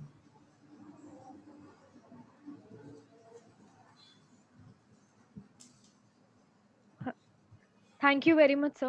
Thank you for addressing very persisting challenges in regard to very critical subjects of health, sanitation, gender equality, and amongst other subjects that you've touched in this presentation. So we can take up the questions now. I've seen that Dr. Balu has already answered few questions that were there in the chat box. So I'll not touch those and quickly move forward to the rest. So there's this one question I'll read out as it is. Dear sir, How to measure successful engagement of children or youth in DRR activities at village level, since they may not get chance or may not involve in such activities due to lack of regular capacity building or awareness programs at village level, or the portion of these such activities are less in such in village level compared to state and district level. So how can stakeholders reach out to them and involve them in DRR? Thank you, ma'am. So in this regard, first of all, we should know that we have to analyze the physical, social, and mental ability or development of the children, and also their interest in doing these trials in DRR activities. So according to their physical, social, and emotional development, we need to promote space. First of all, we need to promote spaces for their full participation in the disaster risk management activities, because many times they may not voluntarily come. So we have to promote a space since they are children. So we have to promote space for ensuring their active participation, right? Like a small activity. For example, if at village level, if they have a NOA case or adolescents group, in their annual plan itself, certain activities should be added. So that when this in annual plan itself, such kind of activities are added, when they do at the end of year, when they do this annual review, or what kind of activity they have done, then you can see how you can measure what kind of achievement or activities related to DRR they have done. And in general, it is not necessary to measure their participation. We need to promote space, and we have to motivate them to join and do this activity. And if you are doing as a project for engaging children in DRR, then you need to measure how your project is ensure the deliverables. Okay, based on the deliverables which you have made, or based on the plan, you can measure their active participation, or how their participation has been done. Yeah, Add, may I add, Balu, some yes, example? yes, Mr. हाँ, Anand. बहुत सारे NGO जो हैं इस कोविड-19 situation की बात करें तो एंगेजमेंट ऑफ चिल्ड्रेन की बात कर रहे हैं, तो बिहार में बहुत सारे एनजीओ जो काम कर रहे थे, उसमें हम लोग ने एक प्रोग्राम कराया था वेबिनार। उसमें जो गर्ल्स चाइल्ड है, जो इस कोविड लॉकडाउन के सिचुएशन में बहुत ज़्यादा पार्टिसिपेट करके वहाँ, जैसे आप मास्क डेवलपमेंट या मास्क डिस्ट्रीब्यूशन या टेली मेडिसिन या कॉन्टैक्ट करना है लोगों को फैसिलिटी पर, कोविड-19 से जो इन्फेक्टेड पीपल हैं उनको किस तरह से एम्बुलेंस की सुविधाएं देने हैं, इस तरह से आगे बढ़कर बच्चों ने बहुत सारा इनिशिएटिव लिया था। तो कहीं न कहीं हम बहुत सारे कार्यक्रम चल रहे हैं हर लेवल पर, गवर्नमेंट के लेवल पे, जो इस कोविड-19 को रोकने के लिए। और उसमें को बहुत सारी बच्चियां ने काम किया है, भोजन बना के लोगों को, जो कोविड-19 से इफेक्टेड जहाँ जो फैमिली है उनको अगर भोजन नहीं मिल पा रहा है तो उनको भोजन पैकेजिंग करके भोजन प्रोवाइड करने का काम किए हैं। तो इस तरह का इनिशिएटिव कहीं न कहीं पार्टिसिपेशन जो बहुत सारे एग्जाम्पल देखने को मिला है। इसी तरह से अगर बात करें तो महाराष्ट्र का एक केस था, वहाँ पर भी बच्चियाँ हैं जो स्लम में रहने वाली गर्ल्स एक जो है मोबाइल कलेक्ट करके लोगों से, लोगों को ऑनलाइन टीचिंग के लिए, जो स्लम के बच्चे एक जगह इकट्ठा करके लोगों को एजुकेशन दे रही थी। तो इस तरह से इन्वॉल्वमेंट की बात कर रहे हैं तो लोकल लेवल पर बहुत सारे स्टेक होल्डर काम कर रहे हैं जो इस तरह के सर्विसेज प्रोवाइड कर रहे हैं। Thank you, sir. Thank you very much. Sir, I guess rest of the questions have already been addressed in the chat box. There is another question that has just popped up, so I'll read it out for you. Kindly suggest us for further action at community level to COVID appropriate behavior during floods for children and adolescents, especially in Bihar, because there is a possibility of flood in Bihar in this season. मेरा question है, मैं दूं बालू कि आप दोगे? You are, तो And then you can take if you want. Okay. मैं फ्लड की बात कर रहे हैं तो फ्लड तो एवरी प्रत्येक ईयर में, या बिहार हो या यूपी हो, फ्लड अफेक्टेड एरिया है। तो प्रॉपर एप्रोप्रिएट बिहेवियर की बात कर रहे हैं। प्रॉपर बिहेवियर में जैसे मतलब कोविड-19 से रिलेटेड जो डूज एंड डोंट्स होने चाहिए, जो प्रिकॉशन लेने चाहिए, जैसे प्रॉपर मास्किंग की, हैंड वॉशिंग की, या आप बात कर रहे हैं सोशल डिस्टेंसिंग की बात कर रहे हैं। तो फ्लड की बात कर रहे हैं तो फ्लड फोरकास्टिंग सिस्टम की कल ही बात हो रही थी। तो जब भी फ्लड आता है तो मास डिस्प्लेसमेंट होता है। अगर मास डिस्प्लेसमेंट अगर कर रहे हैं, अगर सेंटर में लोगों को रख रहे हैं, तो उसके पहले जो हमारे यहाँ जो वहाँ का जो सिस्टम है डिजास्टर मैनेजमेंट का, जो लोकल लेवल पर जो डिस्ट्रिक्ट डिजास्टर मैनेजमेंट अथॉरिटी है, उसके जो वहाँ पे जो जो इस तरह के जो सुविधाएं दिए, जो लोकल एनजीओ काम कर रहे हैं या विलेज पंचायत लेवल पर जो हमारे यहाँ जो टीम है, उनको इंश्योर करना है होगा कि अगर मास डिस्प्लेसमेंट होता है तो इस कोविड-19 के लिए जो सेग्रीगेट करके इस तरह की फैसिलिटी, जो सोशल डिस्टेंसिंग की फैसिलिटी कैसे मेंटेन करना है, वो तो इंश्योर करना होगा कि एग्जिट पॉइंट पर क्या होना चाहिए। एग्जिट पॉइंट पर हमको जैसे एग्जिट पॉइंट पर आपको जो सैनिटेशन हाइजीन के जो डिटॉल या जो सैनिटेशन प्रैक्टिस है उसको इंश्योर करना होगा। उसके बाद उनको सोशल डिस्टेंसिंग के रूप में अगर प्रेग्नेंट वोमेन है तो उसके लिए अलग सेग्रीगेट करके वो इस तरह की फैसिलिटी इंश्योर करना होगा। किस तरह से कोविड से बचने के लिए उनको क्या क्या जो सुविधाएं दी जाती है उसे इंश्योर करना होगा। तो ये सारी चीज़ें आपको ध्यान करना होगा। और इसमें बहुत सारे स्टेक होल्डर और ये नहीं कि केवल गवर्नमेंट ही करेगी। अगर आप क्वेश्चन पूछ रहे हैं तो आपकी भी रिस्पॉन्सिबिलिटी, अगर आपके एरिया में अगर इस तरह का है तो आपको भी इनके लोगों को इनकरेज करना होगा कि इस तरह के मेंटेन करते हुए। जनरली अगर हम यहाँ मार्केट में चले जाते हैं अपने एरिया में ही, तो बहुत लोग हैं जो इसको मेंटेन गाइडलाइन जो गवर्नमेंट के दिए हुए अभी भी नहीं कर रहे हैं, जबकि बात हो रही है कि थर्ड सर्ज आने वाला है और थर्ड सर्ज आने वाला है तो कैजुअलिटी बढ़ेगी। और तो ये फ्लड भी आते रहेंगे, साइक्लोन भी आते रहेंगे, लेकिन जो अपने आप में बिहेवियर में चेंज लाना है, उसमें हर लोग अपने आप को कैसे इन्वॉल्व करते हुए लोगों को कैसे इनकरेज करें कि जो कोविड-19 बिहेवियर, तो अब कोई ज़रूरी नहीं कि आज कोविड-19 हुआ है कल दूसरा आउटब्रेक हो जाएगा। तो अब आपको डे टू जो पब्लिक हेल्थ इमरजेंसी की अगर बात कर रहे हैं, तो पब्लिक हेल्थ इमरजेंसी जो सिस्टम है उसके जो आपका डे टू डे करिकुलम की बात कर रहे हैं, उसमें भी इसको पढ़ाना जरूरी हो जाएगा।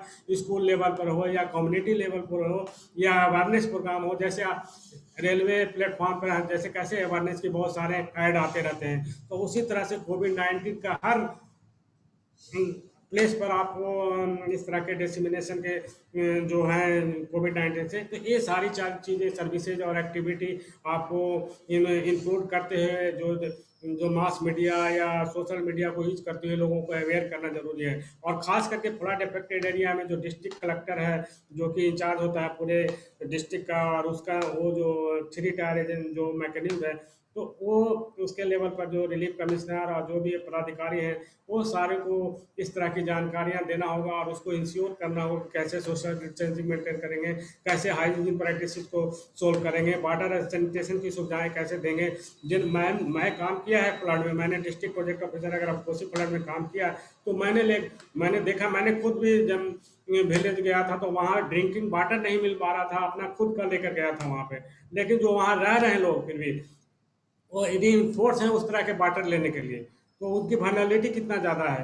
अगर उस तरह के पानी ले रहे हैं तो डिजीज आउटब्रेक होने के चांसेस ज़्यादा हैं। बहुत सारे बच्चे डायरिया से ग्रसित थे। अगर उस समय मैं करीब 200 विलेज का सर्वे किया था, तो उसमें बहुत सारे बच्चे हैं जो इस तरह के। तो पब्लिक हेल्थ इमरजेंसी की बात करें तो कौन इंश्योर करेगा? एज ए कम्युनिटी मेरी भी रिस्पॉन्सिबिलिटी है, as a medical health service जो में काम कर रहे हैं उनकी, आंगनबाड़ी सेविका है, उनके लेवल पर कैसे इस तरह की चीज़ों को डिसमिनेट करने के लिए जो सूचनाएं हैं लोगों के बीच में दें। तो ये सारी चीज़ें हैं जो फोकस करके काम करना पड़ेगा। Thank you, sir. Rightly put, sir. Thank you very much. Sir, with your permission, may we sum up today's session? Yes. Thank you. So I would once again like to thank. Malika, Yes. Hello. can you repeat the enrollment or registration वाला sections, क्योंकि बहुत सारे लोग पूछ रहे हैं how they get certificate after the event.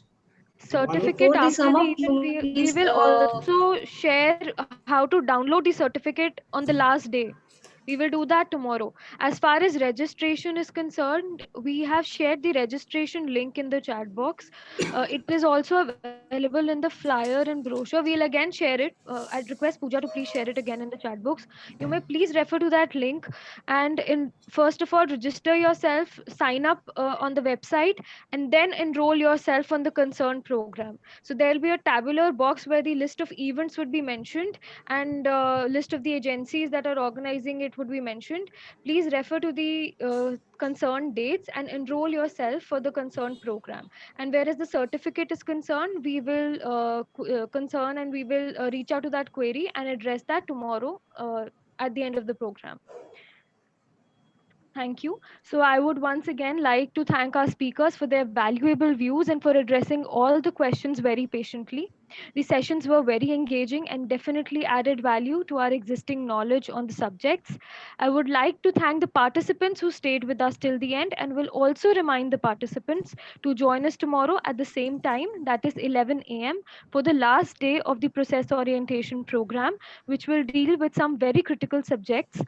Meanwhile, if any queries have still remained unanswered or there is anything else that we can help you with, please reach out to us on policyperspective@gmail.com.